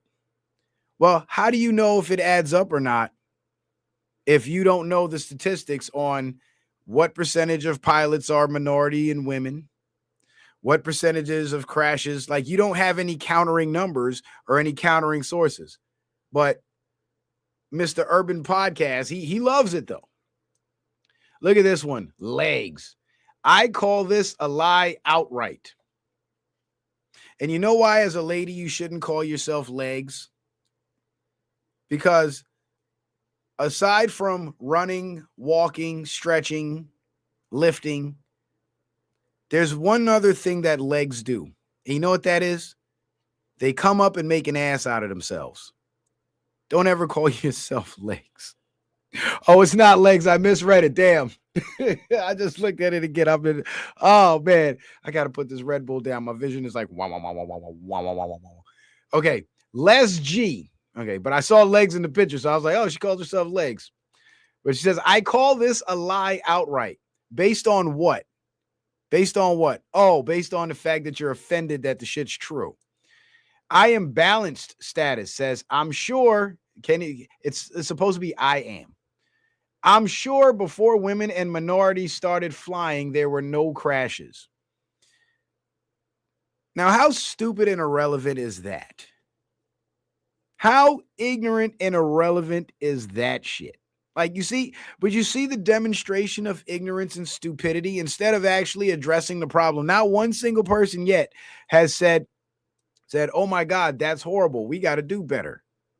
Not one single person has even accepted this fact as a fact. So they're literally in denial. There's a clear problem that when black people get into and women get into the airline industry and become airline pilots, they are more likely, statistic-wise, to be factors in pilot error crashes. This is a problem. These people would choose to deny this problem. According to who?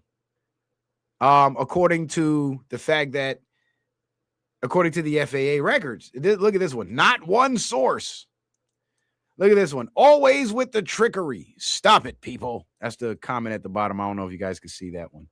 With the trickery. You see the ignorant, and this motherfucker loved every single one of them. So obviously he agrees with these idiots. And of course, I couldn't help myself because it was my fucking post. So I said something, right? This one says, not one source cited. I'll come back to my comment.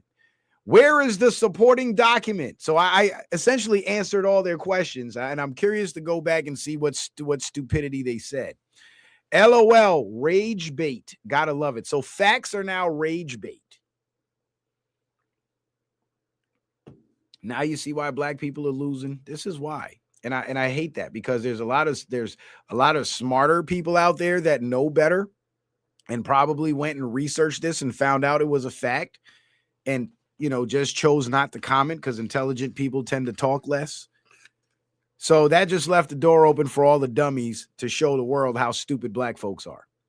So I just kindly wrote, FAA crash statistics is the source. They document that data, flight records, crash records, crew records, etc. Is that not a correct statement, ladies and gentlemen? But I guarantee you, the vast majority of these fools in here, none of them are going to go look it up. And some of the bolder ones are going to feel so offended and emboldened, and they're probably going to think I'm a white man, that they're going to reply and say more stupid shit to me instead of going to look at the FAA data for themselves. It's right there. It's public record. This is why the courts get over on black people. This is why the corporations get over on black people. This is why the record labels love getting over on them dumbass rappers, because Negroes don't read. And we got to stop doing that shit. Because for those of us who do read, it gets us very far. And when you look at other cultures that stress the importance of reading, they get pretty far. So we can all get out of this rut and we can all make it and escape this poverty and escape this oppression if we just educate ourselves. But most people would choose not to educate themselves, would rather live in their emotions and just be mad at the world for their own personal failures.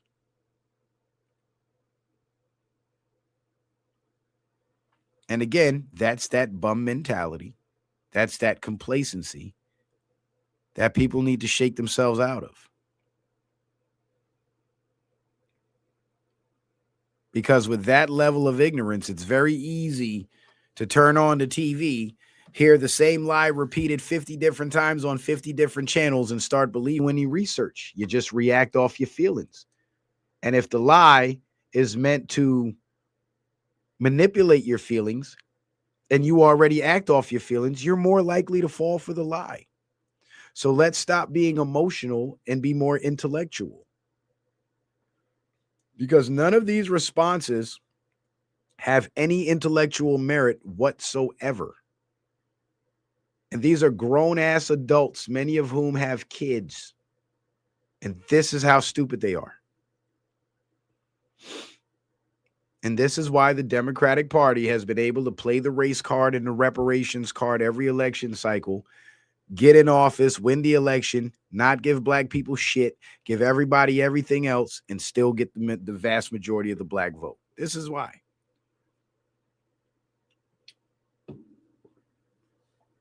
And we got to break that curse, man. We got to break that fucking curse. Now, this fat-faced lady right here, she's going to jail. Yeah, she's going to jail. She is going to jail. She looked like her collarbones disappeared back in 85. But nevertheless, and Tommy Sotomayor, shout out to Tommy, who happens to be a huge pariah on social media, and he's hated on social media. He said this, and it's actually quite true. He says, PSA, public service announcement. Please stop voting black women in wigs to any position of authority. And he always points out that whenever you see black women of low caliber doing low caliber shit, 9 out of 10 times they got fake hair in their heads. It's almost like that shit's poisoning their brains and making them stupid or evil or some shit, right? So he's saying stop voting women with wigs into position of authority. And he says Oklahoma Democrat Representative Aisha A.J. Pittman has resigned and pleaded guilty to 3 felony charges, including forgery and conspiracy, after submitting a fake check to the state's ethics commission to dodge repaying misused campaign funds. This is a stupid reason to go to jail. So, first of all, she basically splurged out on the campaign funds. She embezzled the campaign funds, which you're not allowed to do. That's against the law. And then, when given the opportunity to pay the money back and not get in trouble, she gives the government a fake check. Like, that's the government. Like, you don't think they're going to find out? Like, okay, you give a bank a fake check or a check cash in place a fake check. It's probably going to take them a little while before they find out the check is fake. So you might be able to get away with it for some time. But with the government, they're going to know instantly. Like, come on. Like, how stupid can you be? How stupid can you be? And what's crazy is these people got money. She could have sold one of her cars, one of her rental properties. If she didn't have the money to pay it back, you know what I'm saying? She could have sold something or made a payment arrangement and use her campaign. Use her congressional salary to make the payments and keep them off her back.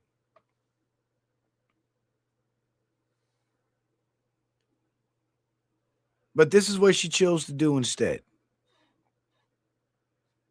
And this is why the world looks down their noses at black people, because who voted this woman in? Who voted for this woman?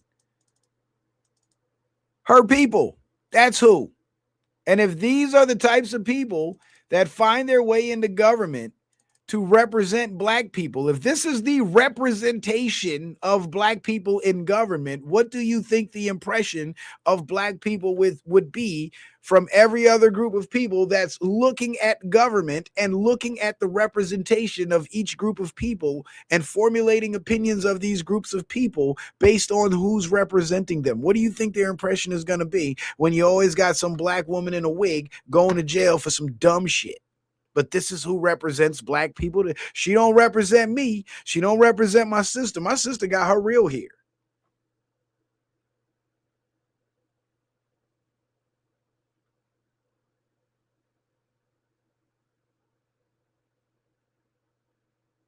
But this shit needs to stop. We have to stop supporting dumb shit. And when I say we, I don't mean just black people, because white liberals voted for this woman too. And when I say dumb shit, the shit that the white liberals support, we supposed to run far away from.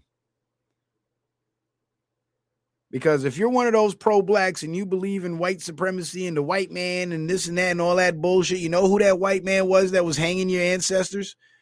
It was Democrats. It was liberals. And you know who the white man was that was getting lynched next to the black man and being called a nigger lover? They were conservatives, many of whom were Christian conservatives. And then they tell you this lie that in 1940 or 1950, the parties switched. No, the parties didn't switch. Black people started getting the right to vote across the country.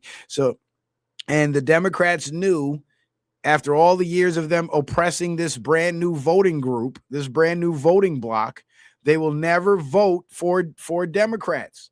So a lot of these Democrats or Dixiecrats started taking on the Republican label because they knew that these new black voters were going to vote Republican because it was the Republican Party and the conservatives fighting on their behalf throughout slavery, throughout Jim Crow, throughout segregation, throughout the heyday of the Klan. The NRA was a white conservative group that was founded to arm freed black slaves against the Klan. So the history is clear, but they convoluted it when these Dixiecrats started calling themselves Republicans and essentially stealing black votes that way.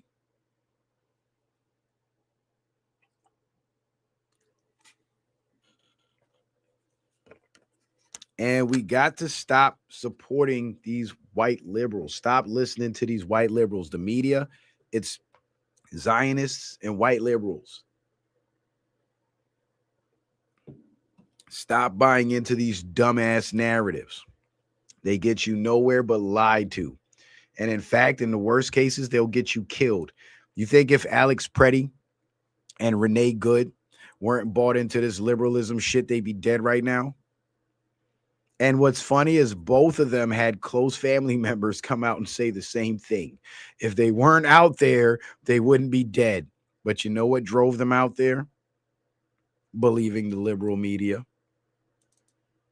Look at this shit. So this lady here, this is the newly elected governor of Virginia.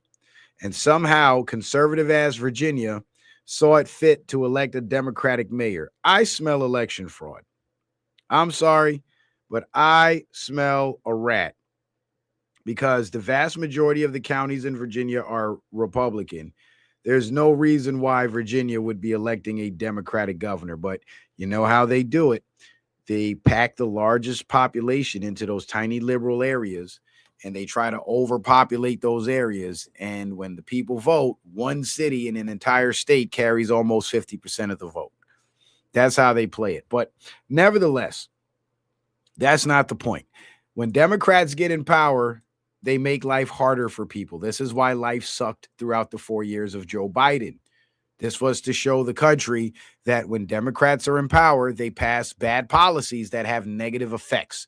Virginia residents are now panicking as not even a full month into 2026, their electricity bills are nearly tripling as they are being hit with new Democrat-approved energy rates, with one resident saying she is now paying $600 per month, more than her car payment. Guys, that is absolutely insane. That is insanity. But you know why?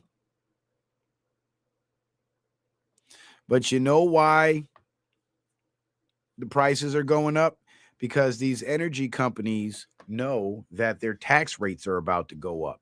So they're trying to rake in that dough so they can cover that tax bill when the tax policy gets passed. Also, they're raising the prices because the politicians who have the ability to limit the prices by passing policies that don't require as much cost to produce this energy, they won't pass those policies. So to brace themselves for the higher costs, these energy companies are charging higher prices now. You don't see this happening in Republican states like that. Not this dramatically. But this is what Democrats do across the board. They are scumbags, they are scoundrels, they are liars, and they got a lot of cohorts in the Republican Party too. That's why nowadays when it comes to Trump, like, you can't even really play it Democrat, Republican. Now, we point out the Democrats because we know their agenda. Their agenda is pretty clear, and they are a monolith. So they're all down with the same bullshit. When it comes to the Republicans, a lot of the Republican Party has turned on Trump because they're deep state too. They're from the George Bush era. They're the ones that give credence to the saying, Democrats and Republicans are two wings of the same bird. Well, the Republican wing of that bird it's essentially separated itself from Donald Trump, and Donald Trump is kind of in a league all by himself with a few Republicans having his back. But now that this midterm election is coming up and we got state elections coming up across the country, there's going to be a new wave of patriotic conservative Republicans coming into office to replace the old George Bush establishment Republicans. So there's big change coming, but right now in this transitional period, the Republican Party is kind of weak, right? Because there's a lot of bullshit the Democrats have been doing, and the Republicans have not really been standing up to them like they should. Now, Ilhan Omar, I talked about the attack on Ilhan Omar last night. Her brother, I think that's the one she married, labels the suspect who attacked Ilhan Omar a right-wing extremist who has hated Somalis. You see, that's the narrative. That's the whole point behind the Juicy Smell It act that she pulled. And she also claimed that she was attacked because Trump spoke about her in a speech. And every time Trump talks about her, you know, she gets death threats or some shit happens. Yeah, right, bitch. Shut up. You know what I'm saying? But it turns out that the brother is a lying sack of shit too, because we now know that the guy that attacked Ilhan Omar is actually a buddy of Ilhan Omar, is a fan of Ilhan Omar. But that's what they do, though. They play dirty. They play dirty. Because they are the villains, but they desperately need you to believe that Trump's the villain. Breaking. Bexar County, Texas judge Rosie Speedlin Gonzalez arrested for allegedly unlawfully having an attorney handcuffed and locking him in a jury box. Rosie was celebrated as the first openly gay judge to be elected in Bexar County. You see what she got arrested for? Having an attorney handcuffed and locked in a jury box. Why would you even think to do that? Like, literally, what would be the point in even doing that? But the people of that county, they should have known better, because the minute they saw this woman pretending to be a man, they should have known that this was going to be problematic. Like, this motherfucker can't even judge its own gender. but it's going to sit in judgment over other people's lives in our county? I think not.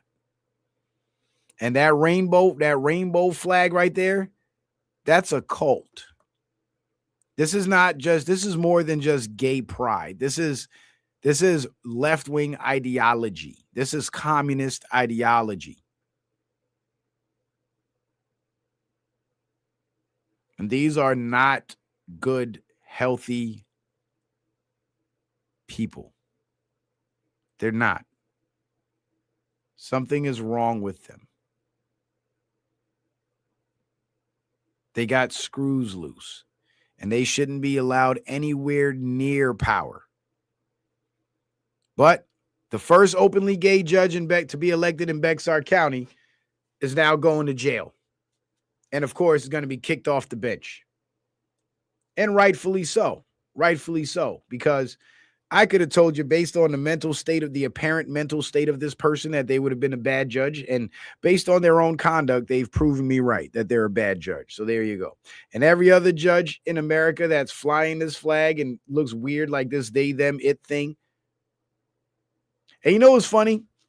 Demons don't have a gender, and demons can appear as either male or female. Right? And the demons use the pronouns they, them. So when you have human beings referring to themselves as they, them, that's literally some demonic shit.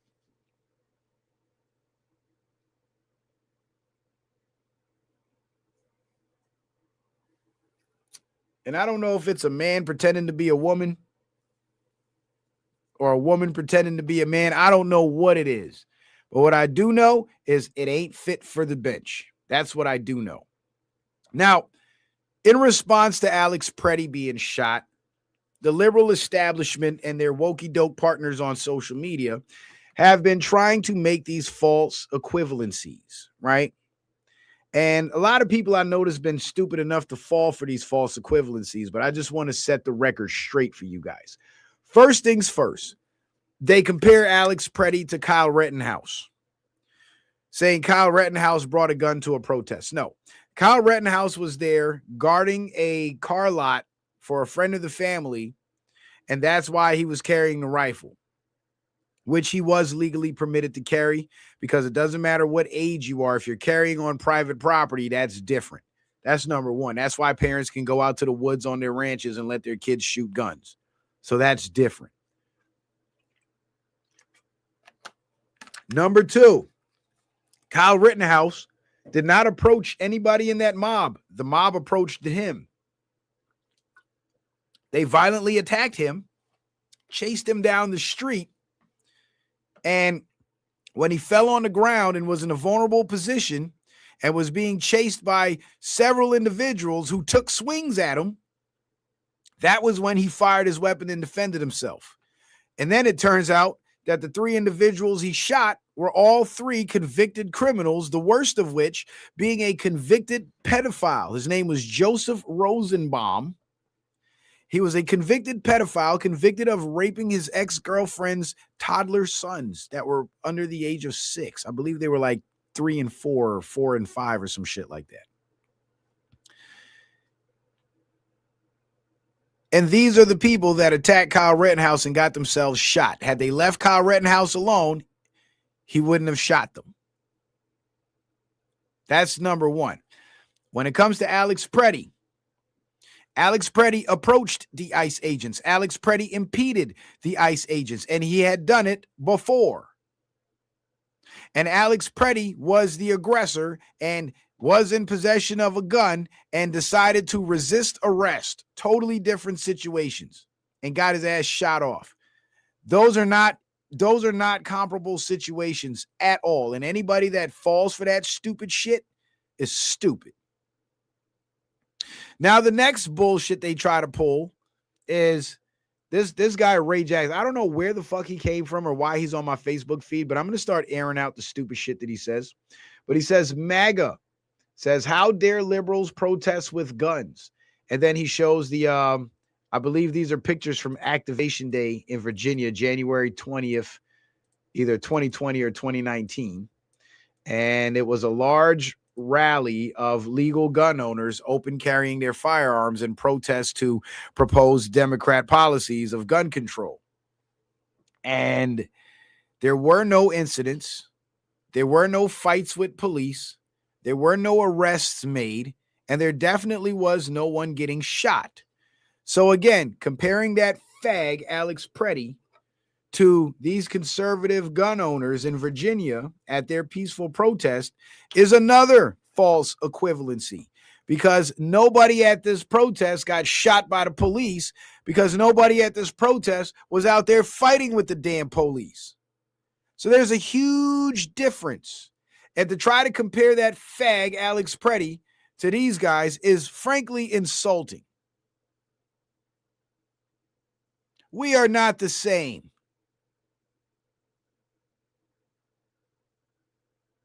I don't carry a gun Monday through Friday and then carry a dick in my ass Sunday and Saturday. Sorry, we are not the same.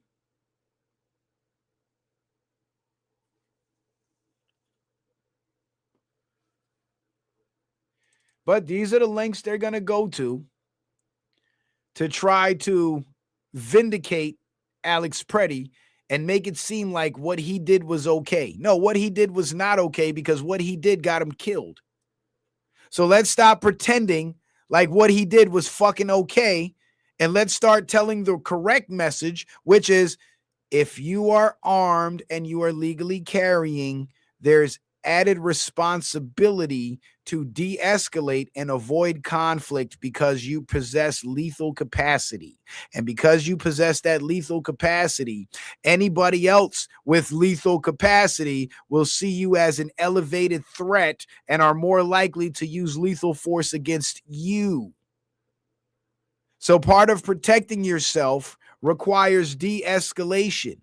So when Preddy saw ICE push that woman down to the ground and he decided to step in and play super simp, that was where he fucked up. That's when he should have stepped back and just let whatever was going to happen to that woman happen to that woman. Because I guarantee you ICE was not going to shoot her, and they didn't. But they ended up shooting him because he wanted to play Captain Save-A-Ho by violating the law with a gun on his hip. So again, these dumbass, idiotic comparisons they keep trying to make keep falling flat because they're false equivalencies. Show me a video with an armed conservative with a gun on his waist fighting with the police and doesn't get his ass shot off. Show me that, and then we can compare situations. Then you'll have a leg to stand on. Until you can show me that, I don't want to hear it. Because even in situations where it was a conservative fighting with police with a gun on his hip, I guarantee you that motherfucker got shot too. Because political ideology don't matter when it's gunplay.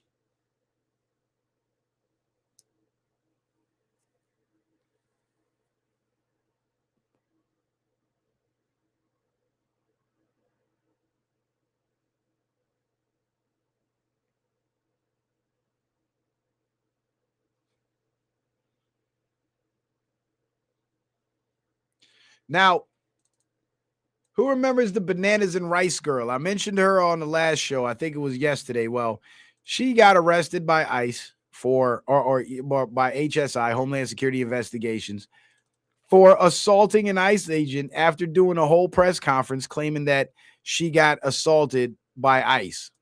Insane.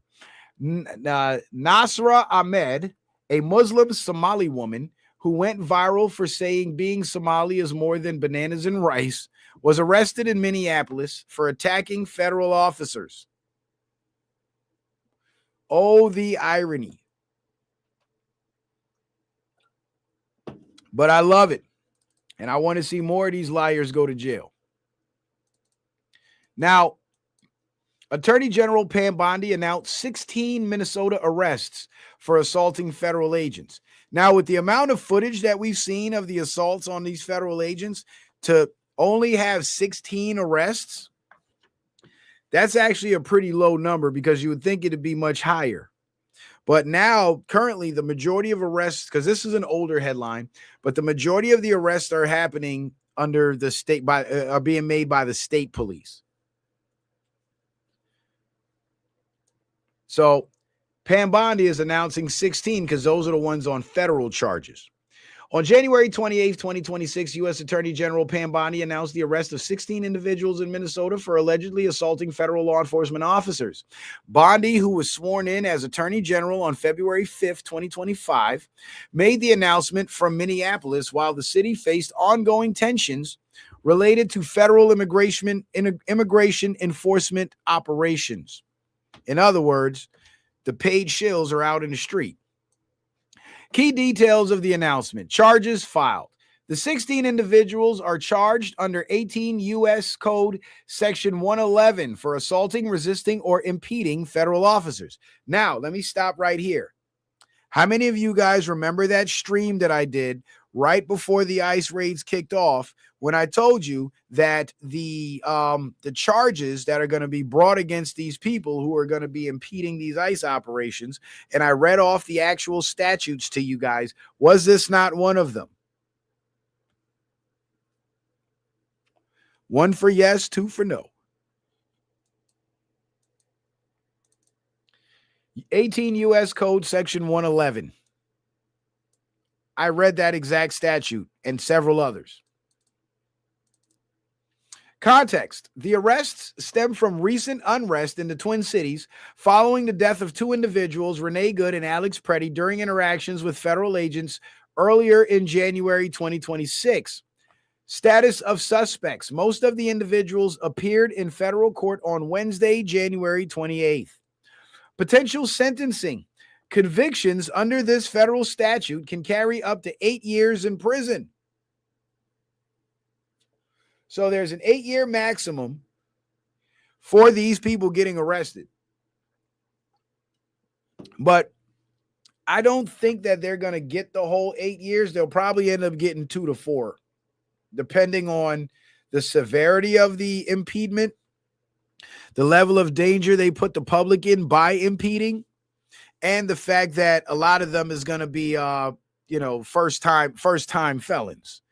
So I think the courts are going to, and the fact that most of the federal judges in Minnesota are bought and paid for, they're going to get rather light. They're going to get lighter sentences than the actual maximum, I believe.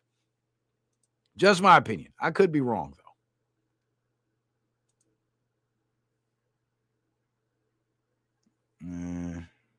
There we go.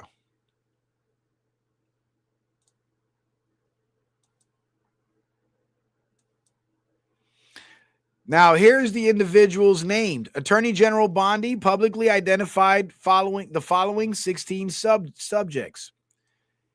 Abdikadir Noor, that's a Somali.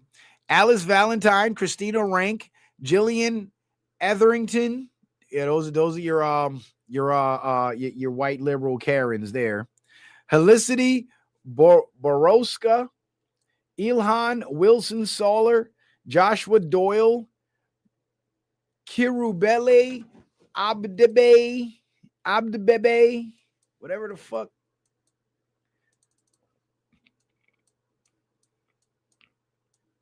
Madeline Sheeta, Margaret Sager, Matrim Charlebios or Charlebois, Nasra Ahmed, that's the bananas and rice girl. What the fuck just happened? Nitzana Flores, Paul Johnson, Quentin Williams, William Vermi. The Department of Justice continues to oversee operations in the region, with Bondi stating that nothing will stop President Trump and this Department of Justice from enforcing the law. For more details on the department's activities, you can visit the official website of the Department of Justice. Yeah, DOJ website. They post a lot of this information. But speaking of the anti-ICE nonsense, here's something that'll blow your mind. I found this on Instagram. Excuse me.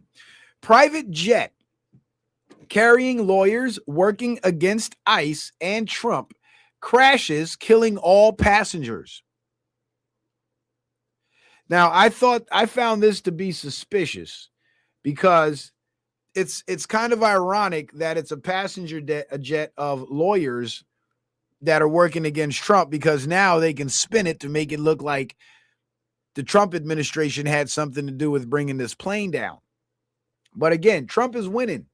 And, well, killing people in plane crashes, I would consider that cheating. And you don't need to cheat if you're winning. Just wouldn't logically make any sense. But Mint Press reports a private jet linked to the prominent Houston-based personal injury law firm Arnold and Itkin crashed during takeoff at Bangor International Airport in Maine on Sunday, January 26, 2026, killing all 6 people on board. Well, that's sad. That's why I don't fly no more. I drive every fucking where. The plane crashed and caught fire shortly after attempting to take off in a severe snowstorm and low visibility conditions. Air traffic control audio reportedly indicated the aircraft was upside down shortly after departure. The final destination was reportedly France. All 6 people listed on the flight manifest were killed. Initial reports from the FAA were conflicting. You see, the FAA are the ones that keep the flight crash data? Yeah. Mentioning 7 deaths and 1 seriously injured survivor, but local officials later confirmed 6 fatalities with no survivors transported to the hospital. The jet was registered to an LLC that shares a Houston address with the law firm Arnold and Itkin. The firm's founders, Kurt Arnold and Jason Itkin, were reportedly not on the aircraft. So their staff died. Identities of the victims have not been officially released by authorities, but some have been confirmed through family members and sources. Tara Arnold, an attorney at the firm and wife of co-founder Kurt Arnold. So now it's starting to come together. Kurt had his wife knocked off. Shauna Collins, an event planner. Jacob Hosmer, a Houston area pilot confirmed by his father to be the captain of the flight.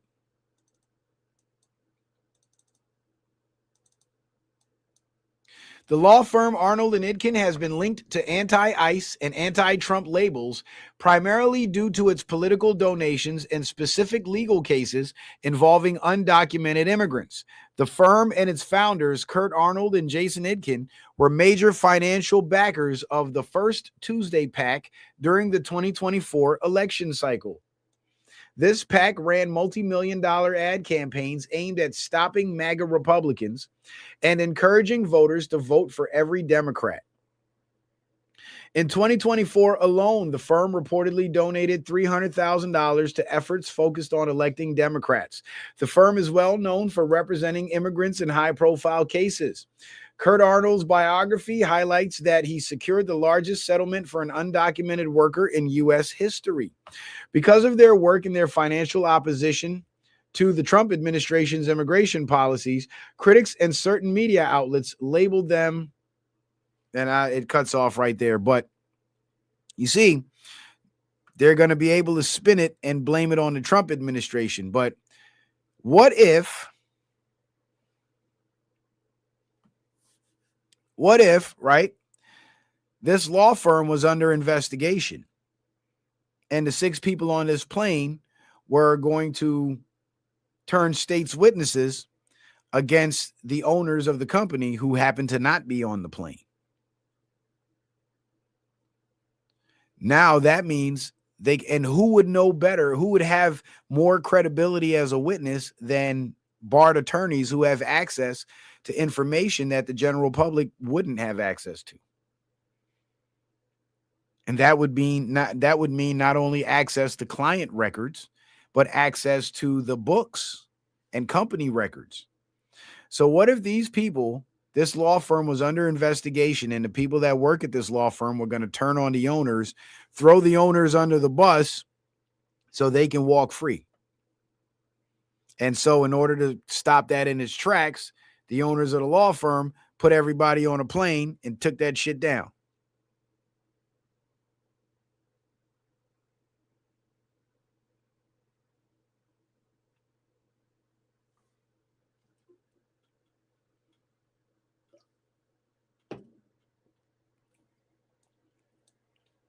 Just a thought. Just a thought. Now, let's talk about Don Lemon. Don Lemon. The Trump administration is targeting reporters, and their first arrests are two black independent journalists. You see? See what the Democrats do? They use the Negroes to do the illegal shit. So when they get arrested, they can play their Negro card to try to defend themselves. Because remember, Trump racist, right? But maybe Trump ain't racist. Maybe these Negroes really are criminals. How about that? Federal agents arrest journalist Georgia Fort in Minneapolis. So Georgia Fort got arrested too. And Attorney General Pam Bondi says, at my direction early this morning, federal agents arrested Don Lemon, Traherne Jean Cruz, Georgia Fort, and Jamel Lydell Lundy in connection with the coordinated attack on City's Church in St. Paul, Minnesota. So not only did the agitators get arrested, but now they have caught Don Lemon. And not only did they arrest Don Lemon, but they've arrested a few others along with Don. Now, I didn't hear anything about those other reporters being there at the church, but if they got arrested, that means they were involved. And I think Don Lemon had more to do with it than just being there to cover it. I think he actually helped orchestrate it. But here's an article from Reuters, and of course, you can tell by the headline, they already got the spin on it. Ex-CNN journalist Don Lemon pleads not guilty in Minnesota protest charges.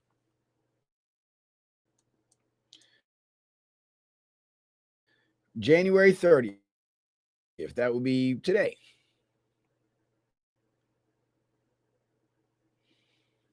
Los Angeles, January 30th, test in Minnesota church, in a Minnesota or at a Minnesota church against President Trump's immigration crackdown, the Republican administration's largest move against streamed a protest against Trump's deployment in his biggest cities. The protest disrupted a January 18th service at City's Church in St. Paul. And that's what made it illegal. A magistrate judge ordered Lemon released to await trial after a night in custody following his arrest late Thursday by the FBI. Dressed in a cream-colored, double-breasted suit, Lemon spoke only to say, "Yes, Your Honor."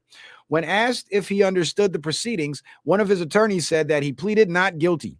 He is committed to fighting this. He's not going anywhere, said Lemon attorney Marilyn Bednarski. I have spent my entire career covering the news. I will not stop now. Lemon told reporters after the hearing, I will not be silenced. I look forward to my day in court. A grand jury indictment. See, so it was a grand jury. So they couldn't get it through the judges. But like I said, they used the nuclear option, the grand jury. A grand jury indictment charged Lemon, who is black, with conspiring to deprive others of their civil rights and violating a law that has been used to crack down on demonstrations at abortion clinics, but also forbids obstructing access to houses of worship. 6 other people who were at the protest, including another journalist, are facing the same charges. You see how they throw in the Lemon, who is black? You see how they threw in the black thing and then said charge him with conspiring to deprive others of their civil rights. So just because he's black, he's not capable of depriving others of their civil rights. That's the impression they're trying to give the readers. That's the spin they're trying to put on it. I don't care what color he is. Invading a church during service on Sunday morning is illegal. It's against the law. It's not peaceful protest, and your ass should go to fuck to jail. Your skin color matters not.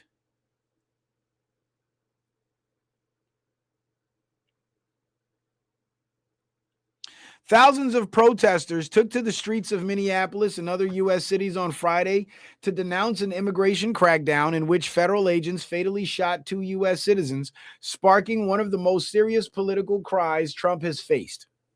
Yeah, and again, that's because the people making the noise about these assholes that got shot are lying about the situation. They're being disingenuous. Free press advocates voiced alarm over the arrests. Actor and activist Jane Fonda went to show support for Lemon, telling journalists the president was violating the Constitution.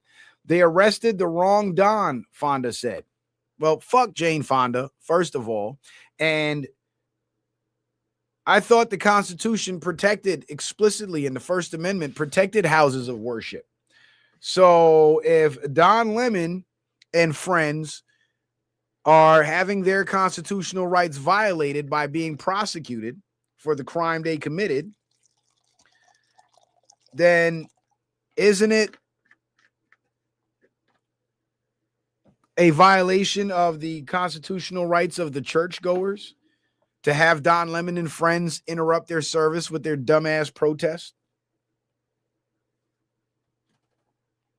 Hey, can somebody in the chat tell Epiphany 777 that I think she's like way behind in the stream, because I'm watching her comments and she's commenting on stuff that I talked about like an hour and a half ago. So she ain't gonna hear me if I say it until she an hour and a half later gets to this point. But if somebody could just let her know or let him know, and not Epiphany, and Infinity, let them know that they need to fast forward up to where it's live so they can actually keep up with the content. That'll be real cool. Trump, who has castigated the protesters in Minnesota, blamed the city's church protest on agitators and insurrectionists who he said wanted to intimidate Christian worshipers. Yeah, and he's right. Organizers told Lemon they focused on the church because they believed the pastor there was also a senior U.S. Immigration and Customs Enforcement employee. More than a week ago, the government arrested 3 people it said organized the protest, but the magistrate judge in St. Paul, who approved those arrests, ruled that without a grand jury indictment, there was not probable cause to issue arrest warrants for Lemon and several others. The Justice Department also wanted to prosecute.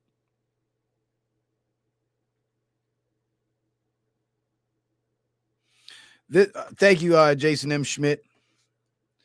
This unprecedented attack on the First Amendment and transparent attempt to distract attention from the many cries facing this administration will not stand, Abby Lowell, Lemon's lawyer said in a statement invoking constitutional free speech protections. So again, where was the free speech protections for the church people? So free speech only applies to them. See how sick these damn liberals are? And Abby Lowell, that lawyer is the same lawyer that represented Letitia James in her mortgage fraud case, which she was able to escape too. But DOJ can refile the charges again, because the judges that keep letting Letitia James off the hook, they're always using these excuses of procedural issues, and never once has her defense guilty. She didn't do this. They just keep saying she can't be prosecuted because they're not following the process. So that should tell you something right there. In the live stream archived on his YouTube channel, Lemon can be seen meeting with and interviewing the activists before they go to the church, and later chronicling the disruption inside, interviewing congregants, protesters, and the pastor who asked Lemon and the protesters to leave. Independent local journalist Georgia Fort and 2 others who had been at the church were also arrested and charged with the same crimes. U.S. Magistrate Judge Dulce Foster on Friday ordered Fort's release, denying prosecutors' request to hold her in custody, according to court documents. and they go into Trump critics targeted and whatnot, but we can skip all that shit because we already know, of course, the criminals are going to be opposed to Trump. So Trump will be, as he targets the criminals will just so happen to be politically aligned with the left. So they're going to paint it out as if, and remember, I told you guys this years ago. As soon as the Trump administration actually starts going after these liberal sacks of shit, their main claim is going to be, oh, Trump's targeting his political opposition. And we've seen nothing but that with these people. But justice is being served, and boy, oh boy, it's being served cold, baby. Cold, I tell you. So, let's talk about this FBI thing. Reuters, FBI searches Atlanta election office, chasing Trump 2020 vote fraud claims.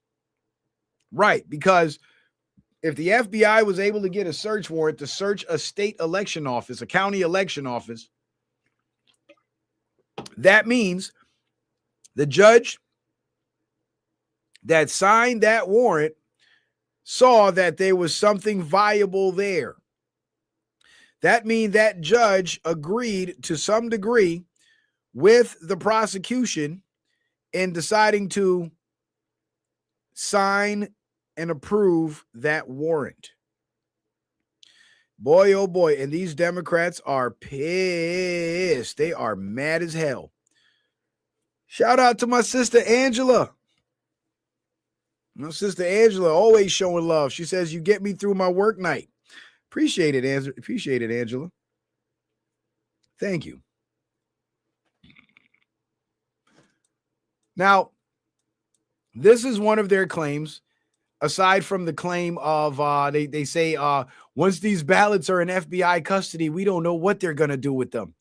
Well, another one of their claims is that the Democrats alleged FBI lacked authority for election center raid. Well, here's the thing. They don't lack authority if they followed procedure and got a warrant signed by a judge. They do have authority granted to them by the courts.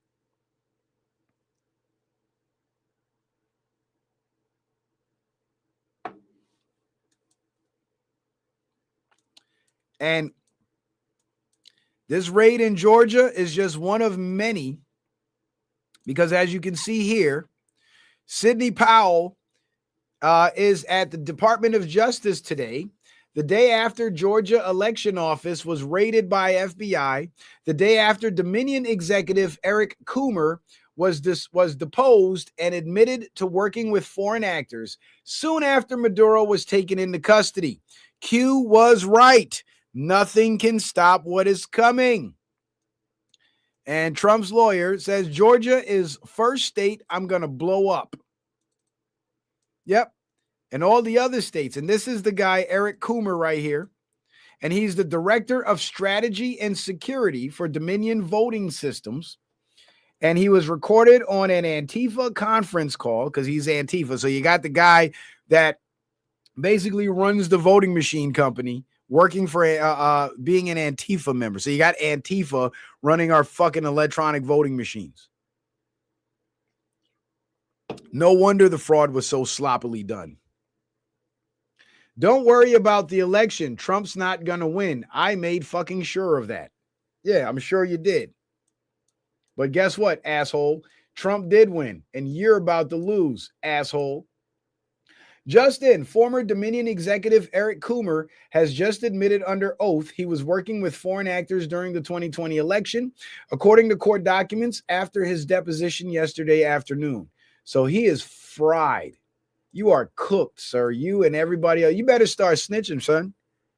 You better start snitching and telling on everybody else. And you know what? These people, they do all that tough talk and they act gangster, but they're not gangsters. They're not gangsters at all. So when that real pressure of jail time starts to hit them, they're going to start telling on everybody. And then you're going to see a cascading effect of indictment after indictment after indictment after indictment. And it's coming. Trust me, it's coming. Today, Fulton County was raided by the FBI for election violations. Ruby Freeman was awarded the Presidential Medal for her work in Fulton County 2020 election. Ruby Freeman called everyone a racist when she was caught committing these crimes. And Ruby Freeman had actually disappeared, and it was alleged that she was taken into military custody and interrogated. Her and her daughter. Now, I do have the full Reuters article here that I'm going to share with you guys. So let's get into that. FBI searches Atlanta election office chasing Trump 2020 vote fraud claims. Well, Trump's vote fraud claims seem to have some validity because Fani Willis tried to charge Trump and some of his associates in Georgia with election interference for daring to question and demand investigations into the 2020 election. And they took it so far as to have Trump come to Fulton County and take a fucking mugshot. That's where the infamous mugshot picture came from. Well, what do you know? Fulton County is the first county under investigation after Fani Willis goes down in flames for being a whore. Now the whole Fulton County election board is about to be cooked. And you know what that means? That means that every election in the state of Georgia that was decided by votes from Fulton County is going to be reversed. So not only do you have the proof of the auto pen with the Biden administration, but now we're going to have proof of election fraud from state to state to state to state, and federal cases being brought for election fraud from state to state to state to state. That means everything that the Democrats did under Biden's 4 years is going to be nullified and undone. And every elected position held by an individual who benefited directly from this election fraud will be out of a job. They'll be kicked out of their seats. Now, how that's going to play out? Will there be interim? Will they be like emergency elections or interim elections held? Will there be interim appointees? Will the seats just be left empty until the midterm elections? I don't know. But what I do believe is they're probably going to target several more states this year because it's early. It's still January. It's we're just barely at the end of January, and they already raided Fulton County. That means they're going to raid other states throughout the year, and congressional seats are going to open up. And I believe this is being strategically done to set the stage for opening up more congressional seats for the midterm election.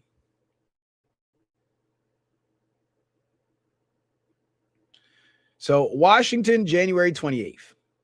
The FBI searched an election office in Georgia's Fulton County outside Atlanta on Wednesday, pursuing U.S. President Donald Trump's false claims that his 2020 election defeat was the result of widespread voting fraud. So they're still telling this lie that there was no fraud in the 2020 election. They're literally still hanging on this lie. But you see how they throw that little adjective in there, his fault. Why couldn't they just say Donald Trump's claims? See, they had to say false as if it's already been decided, which means everything the Trump administration is doing to combat that fraud is now unnecessary, and it's nothing more than political retribution. That's the impression they're trying to give their readers, and that's how they put their spin on everything. They throw these little words in, they use these little adjectives to give you a certain impression. But what they'll never tell you is 75% of the fraud was caught on video.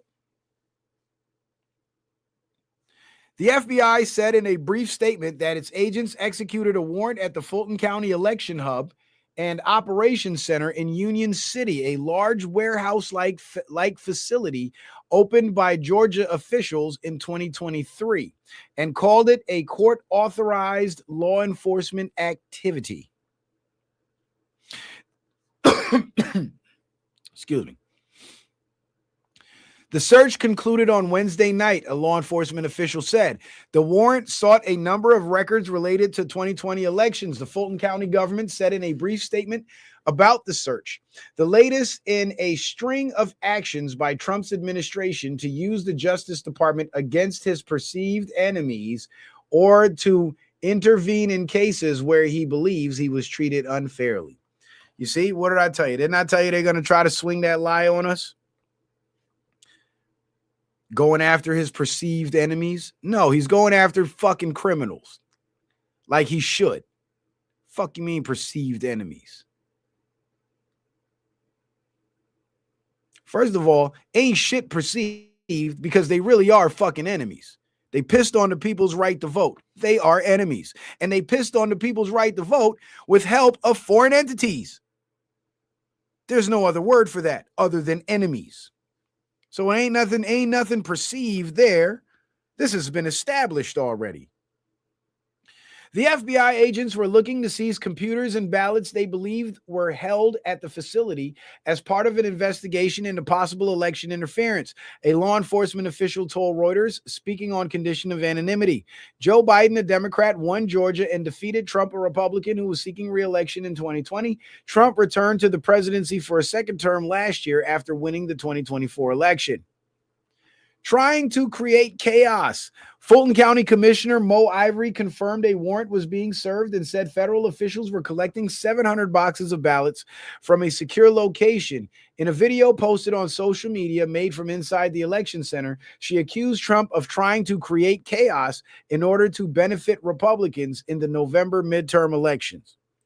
Is he really trying to create chaos, or is he trying to set the record straight and correct the fraud that you guys committed when y'all created chaos in 2020? But you see how they project? They say Trump's trying to create chaos in Georgia, while literally we just sat through a month and a half of watching Democrats in Minnesota literally create chaos. In separate comments to reporters, Ivory called the federal intrusion an assault on voters and said local officials were considering what legal recourse they might have to stop it. So let me get this straight. Y'all tossing Trump ballots in the trash, flipping Trump votes to Biden. That's not an assault on voters. The Justice Department coming in and seizing all your fraudulent ballots in order to ensure that the vote count was correct and accurate. That's an assault on voters. You see how they twist everything around? The same people that assaulted the American voters in 2020 with their fraud are now claiming the people trying to investigate the fraud are the ones assaulting the voters. And these people just tell these lies just blatantly like this because they know for a fact that the people that support them and follow them are stupid, and they're going to believe that dumb shit. But enough with this stupid shit. I have the video. I got the video. I might have to search for it, but I got a couple of them. I actually have the video of the Georgia Fort chick getting arrested.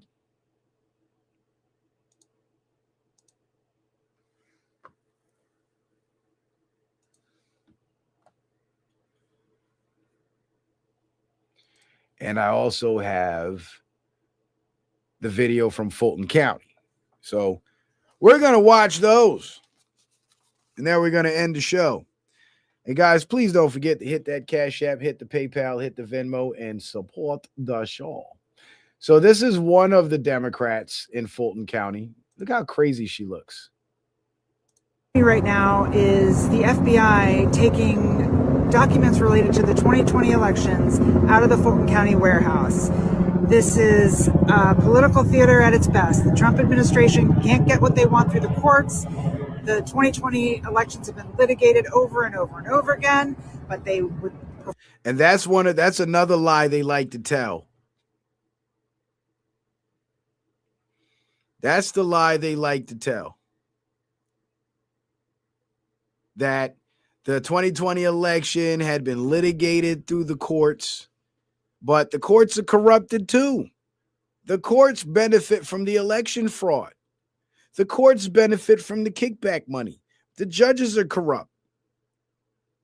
So for them to hang their hats on the claim that, oh, it's been through the courts and it's been decided, we don't give a fuck what the courts say when there's obvious evidence of the fraud being committed and the courts choose to ignore this evidence. Those courts have delegitimized themselves by giving these false rulings. These are not legitimate judges. These are no different than the judges that were letting Don Lemon off the hook. So you can't sit there and tell me, oh, the courts decided. We don't give a fuck. The courts ignored evidence. How many innocent people did 20, 30 fucking years in prison because the courts ignored evidence? So let me get this straight. When they lock niggas up for 50 years for crimes they didn't commit, the courts are corrupt. But then when they rule in favor of election fraud, the courts aren't corrupt. The courts are legit. Is that what you're fucking telling me? No, I'm saying when they lock Negroes up for 40, 50 years for crimes they didn't commit, they're fucking corrupt. And when they rule in favor of election fraud, they're fucking corrupt. That's what the fuck I'm saying. There's consistency there. Let's go. Prefer to distract you from the ICE killings in Minnesota with this political theater here in Fulton County. The 2020 elections are long over. This is ridiculous nonsense, but it's a setup so that the state elections board can take over Fulton County elections and make sure our voters don't get to have their say. We're not going to stand for it. And I love it how they keep saying, oh, make sure our voters don't have their say when they committed the fucking fraud. But you see, they're coming out now and they're saying all this shit because they're scared. Because they're scared. They scared because they're going to lose their jobs at the very least. And at best, they're going to go to jail. So now they got to try to play innocent. We don't give a fuck what you say. For it. We are going to follow the law. We're not going to do anything that gets in the way of the law. But from a political perspective, this has got to stop. And we will do everything in our power, both legally and politically, to put a stop to this. We don't need you to, lady, because Trump's already putting a stop to you. Huh. Do you want to? So this is the Georgia Fort chick getting arrested in Minneapolis. And man, ain't that a waste of a chick? Like, she's kind of pretty, and she's to be this fucking sold out and stupid. Like, that's sad. That breaks my heart, man. Or my black boots? You guys, I wanted to alert the public that agents are at my door right now. They're saying that they were able to go before a grand jury sometime, I guess, in the last 24 hours, and that they have a warrant for my arrest. I've talked to my attorney, and I'm being advised to go with them, I guess, down to Whipple. And my children are here. They're impacted by this. Yep. Going to This is jail. all stemming from the fact that I filmed a protest. Help some people invade a church. That's what you did. And you gave them clout. So you put the battery in their back.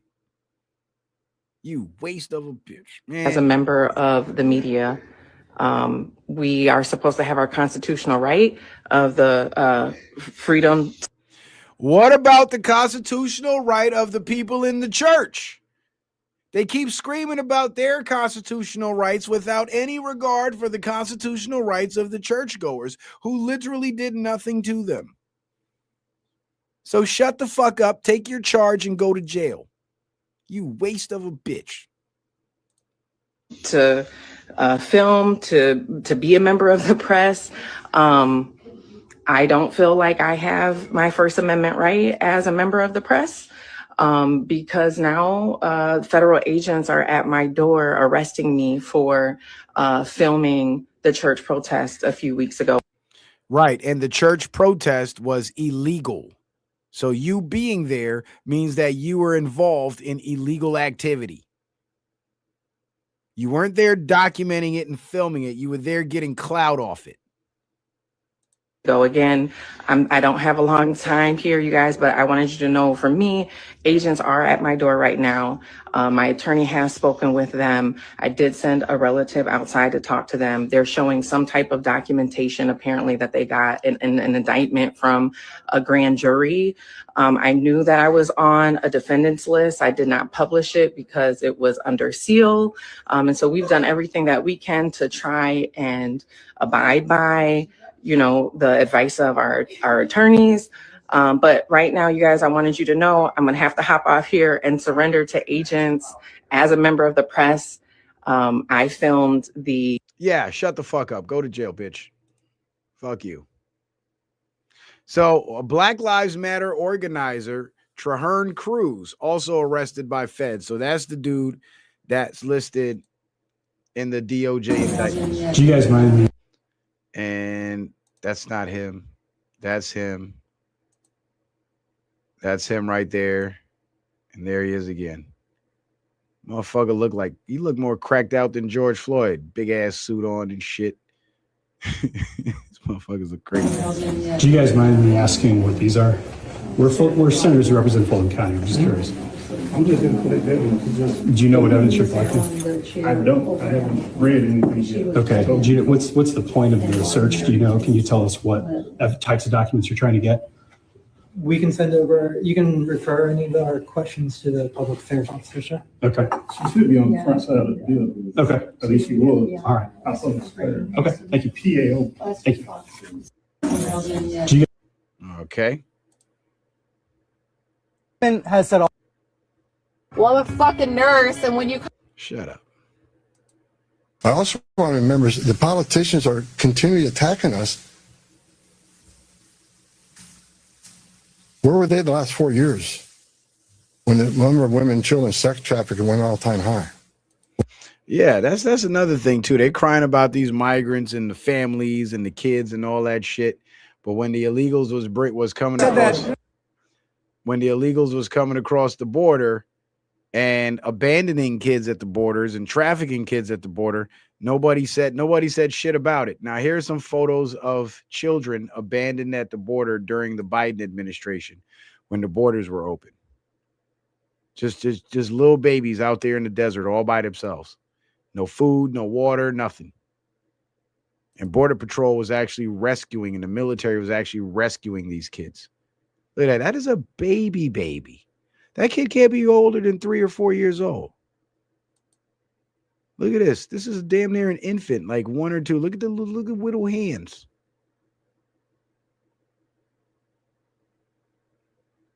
And everybody's mad at these guys because they shot 2 agitators in the fucking street for being assholes and assaulting them. Democrats don't care about these children. This is the party of abortion and pedophilia and Satanism. They don't care about these children. They don't care about these illegals. They're just political pawns, just like black people have been for the last 50 to 70 years.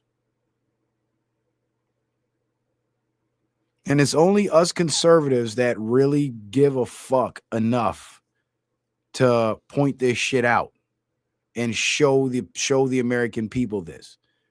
Did Georgia Fort, that chick that's complaining about going to jail for breaking the law, did she do any reports on these trafficked and missing kids at the border? Did Don Lemon do any reports on it? I don't think so. So we don't give a fuck what they have to say. We don't fucking care.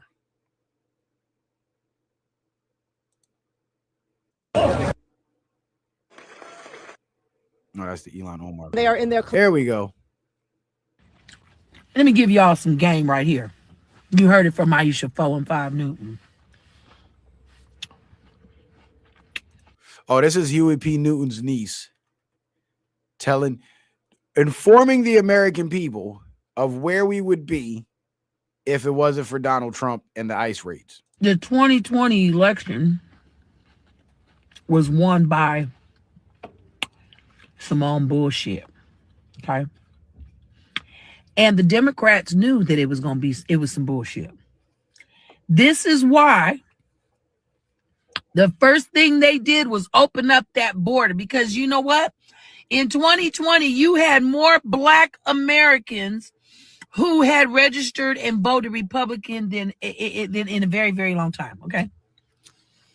And they knew that that was a very bad situation for them. So they had to bring a motherfucker over by the masses so they can replace y'all asses. And guess what? Y'all have almost been replaced. Y'all better thank the orange guy. Let me give y'all some game. Listen, illegal immigration that we have seen by in the past 4 years was done by design. And what it was brought to, for all these people to be brought here, give them ID, let them vote. And why wouldn't they vote for the people who brought them here? Mr. And George, giving them free housing, child care, Mr. food, George, give me clothing, money. putting them in some of the most expensive hotels in the world. Mr. They were George. living their life in New York. Yep. While you guys are sleeping in tents and cars and sleeping at your cousin's house and living from pillow to post, can't get right, just all fucked up. And y'all want to sit here and fight for these motherfuckers? I feel like this is why the mental health situation in the Black community, we need to figure this out, y'all. Listen, I agree.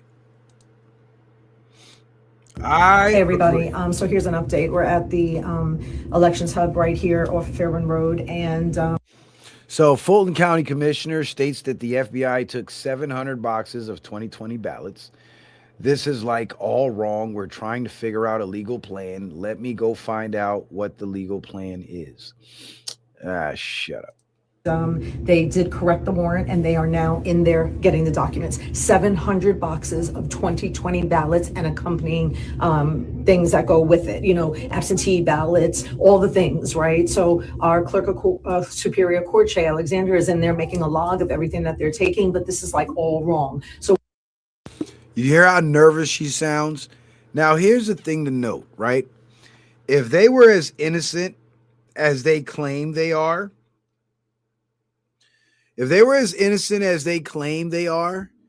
they wouldn't be making this much noise. In fact, they would be happy to have the feds seize the ballots and examine the ballots for themselves, because if everything is on the up and up like they're trying to pretend it is, well, everything would come back clean and clear and they would be vindicated, and then they could continue running their whole smear campaign against Trump about how he's just out for revenge and out for blood and making up shit because we just proved him wrong, because his own DOJ investigated the claims of election fraud and found that there was none. Wouldn't that be the way it would go if they were really telling the truth and everything really was on the up and up?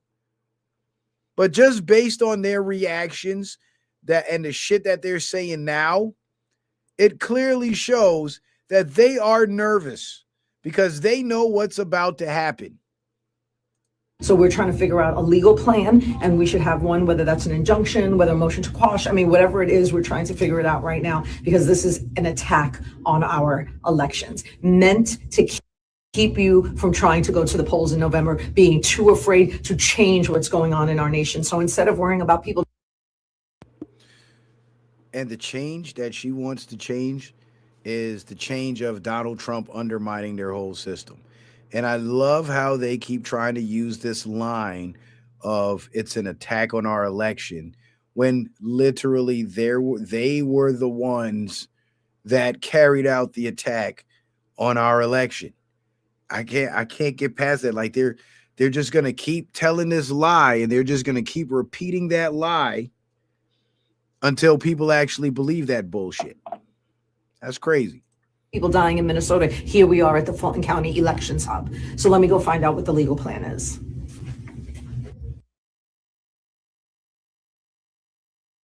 And why is she wearing like a third world dictator ninja suit? What the fuck is up with that shit?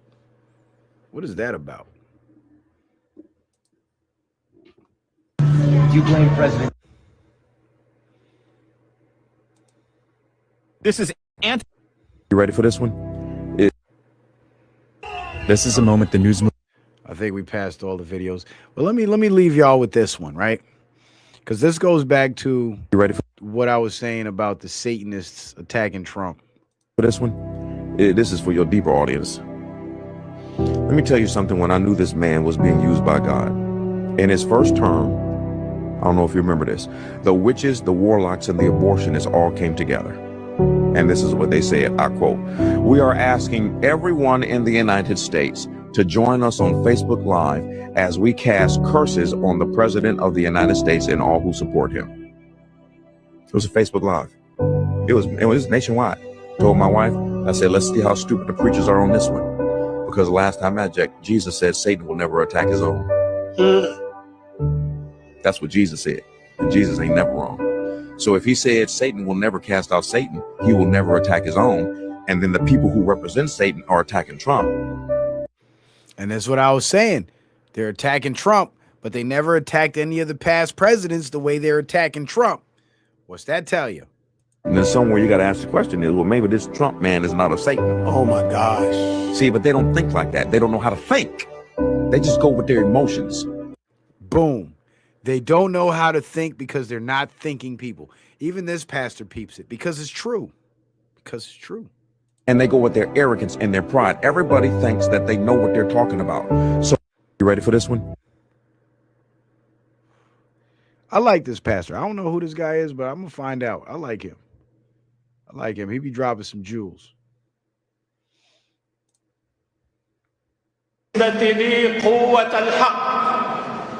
All right, there's no translation for that. I thought there was going to be a translation for that. But there is none. There is none. So, guys, Don Lemon got arrested. Don Lemon actually got out of jail. I think he bonded out or he was let out. And the other cohorts and co-conspirators involved in the church attack, they're out of jail too. So, excuse me. So they'll be awaiting trial. And I don't know when the trials are going to come. I don't know when they're going to happen. I don't know how they're going to turn out. But we're definitely going to keep an eye on that. We're going to keep watching that. Yeah, I've been having a hell of a bad hair day today. Like my shit is just all over the place. I don't know why. I grease my scalp with castor oil and that shit fucking like it's great on my scalp because like it keeps it moisturized and shit, but it makes my hair grow like crazy. And it's funny because it makes the hair on the top of my head grow like crazy, but my beard kind of just takes its time. Like, I don't know. Yeah, Infinity. Yeah, I showed that on last night's show. Elon Omar and the guy who attacked her were in a picture together. Yeah, we know. It's sad. Like it's pathetic at this point, the levels that they're going to. But I'm glad that Fulton County is getting raided. I'm glad that Don Lemon wasn't able to get away with everything because here's the thing.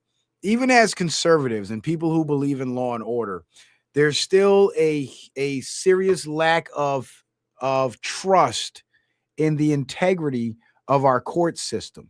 And our court system is supposed to be the system in which the law is upheld.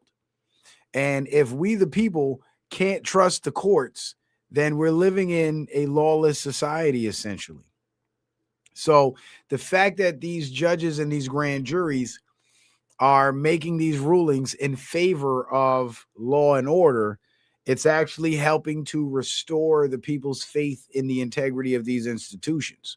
And that's absolutely necessary because if we're going to have a government that's representative of the people and is on the up and up, then we also have to have people within that government who will follow the law to the letter of the law, regardless of whose head is on the chopping block. Because your alliances, your friendships, your allegiance, your allegiances, your likes and your dislikes should not outweigh the letter of the law. Because if the law requires you to make a decision that goes against somebody you like or something you like, if it's your job to uphold and execute that law, you should be able to do it without any impediments or any hesitation. So the fact that these search warrants are being issued, these arrest warrants are being issued, and the ball's rolling on everything, that's a good sign. That's a good indicator. And if in fact what I said about other state election boards being raided and the elections being overturned, if that is true, that means that this midterm election right here will be, as the American people, this will be our only shot at really securing the future of this country to steer things in a direction that favors our children and our grandchildren. And if we piss away this opportunity right here, I don't think we'll ever get another one. I don't think we'll ever get another one.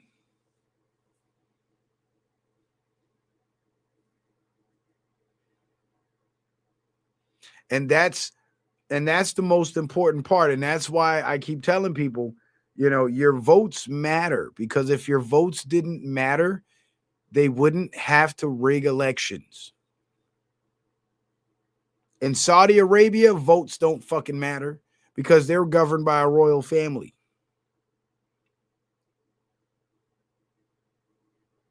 But in America, your votes matter and your votes count, and your enemies know this. That's why while they rig the elections in favor of their puppets and their players, they simultaneously have their agents on social media telling you to sit it out. Because they know that you are smart enough and are of the mind to see through their deception. And the minute you start paying attention to who's saying what and who's doing what, you're going to start to see things for what it really is, and their deception and their spell's not going to work on you anymore. You're going to be able to break that spell. And that's what they're afraid of. That's what they don't want. So it's more important now than ever to start paying attention.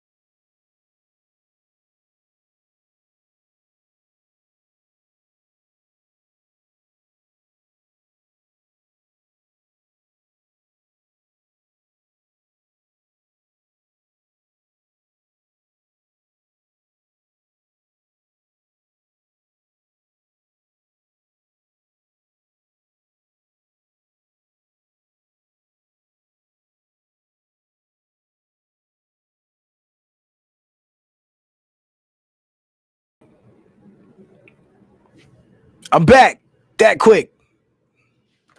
Didn't take long.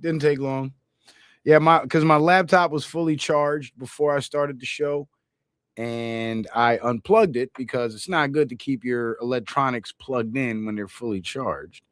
And I told myself halfway through the show I was going to plug it back in, and well, I ended up getting carried away.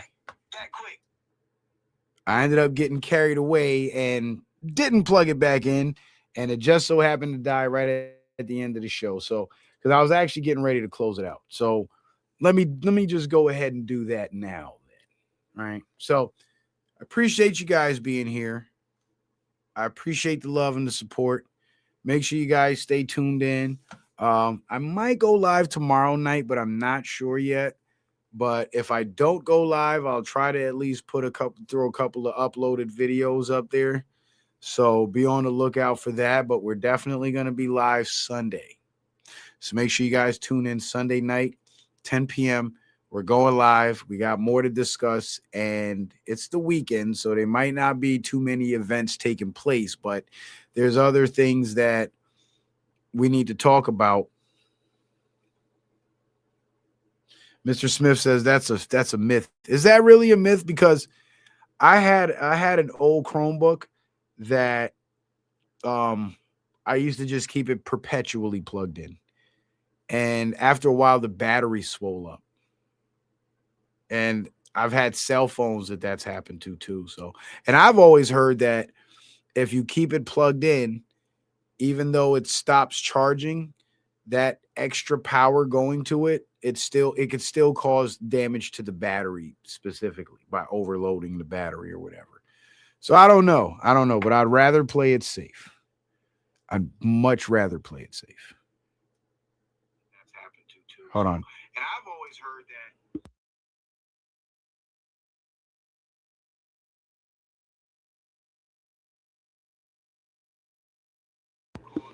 I don't know. I see my StreamYard lagging, but I don't know if you guys see it lagging on YouTube because doesn't appear to be. But anyway, let me get up out of here. Oh, battery swelling has nothing to do with it, just junk batteries. Yeah, that could be it. That could be it because that Chromebook was a refurb too. So that's probably, you might be right, Mr. Smith. You seem to know what you're talking about. But anyway, I appreciate you guys being here. Shout out everybody that supported the show. Brother Lee 14224, my sister Angela, and my brother Ronald. Appreciate you guys for that support. Thank you guys for looking out. Again, Sunday we'll be back. So tune in Sunday and be on the lookout for the uploads. All right. So peace out, everybody. Citizen Man out.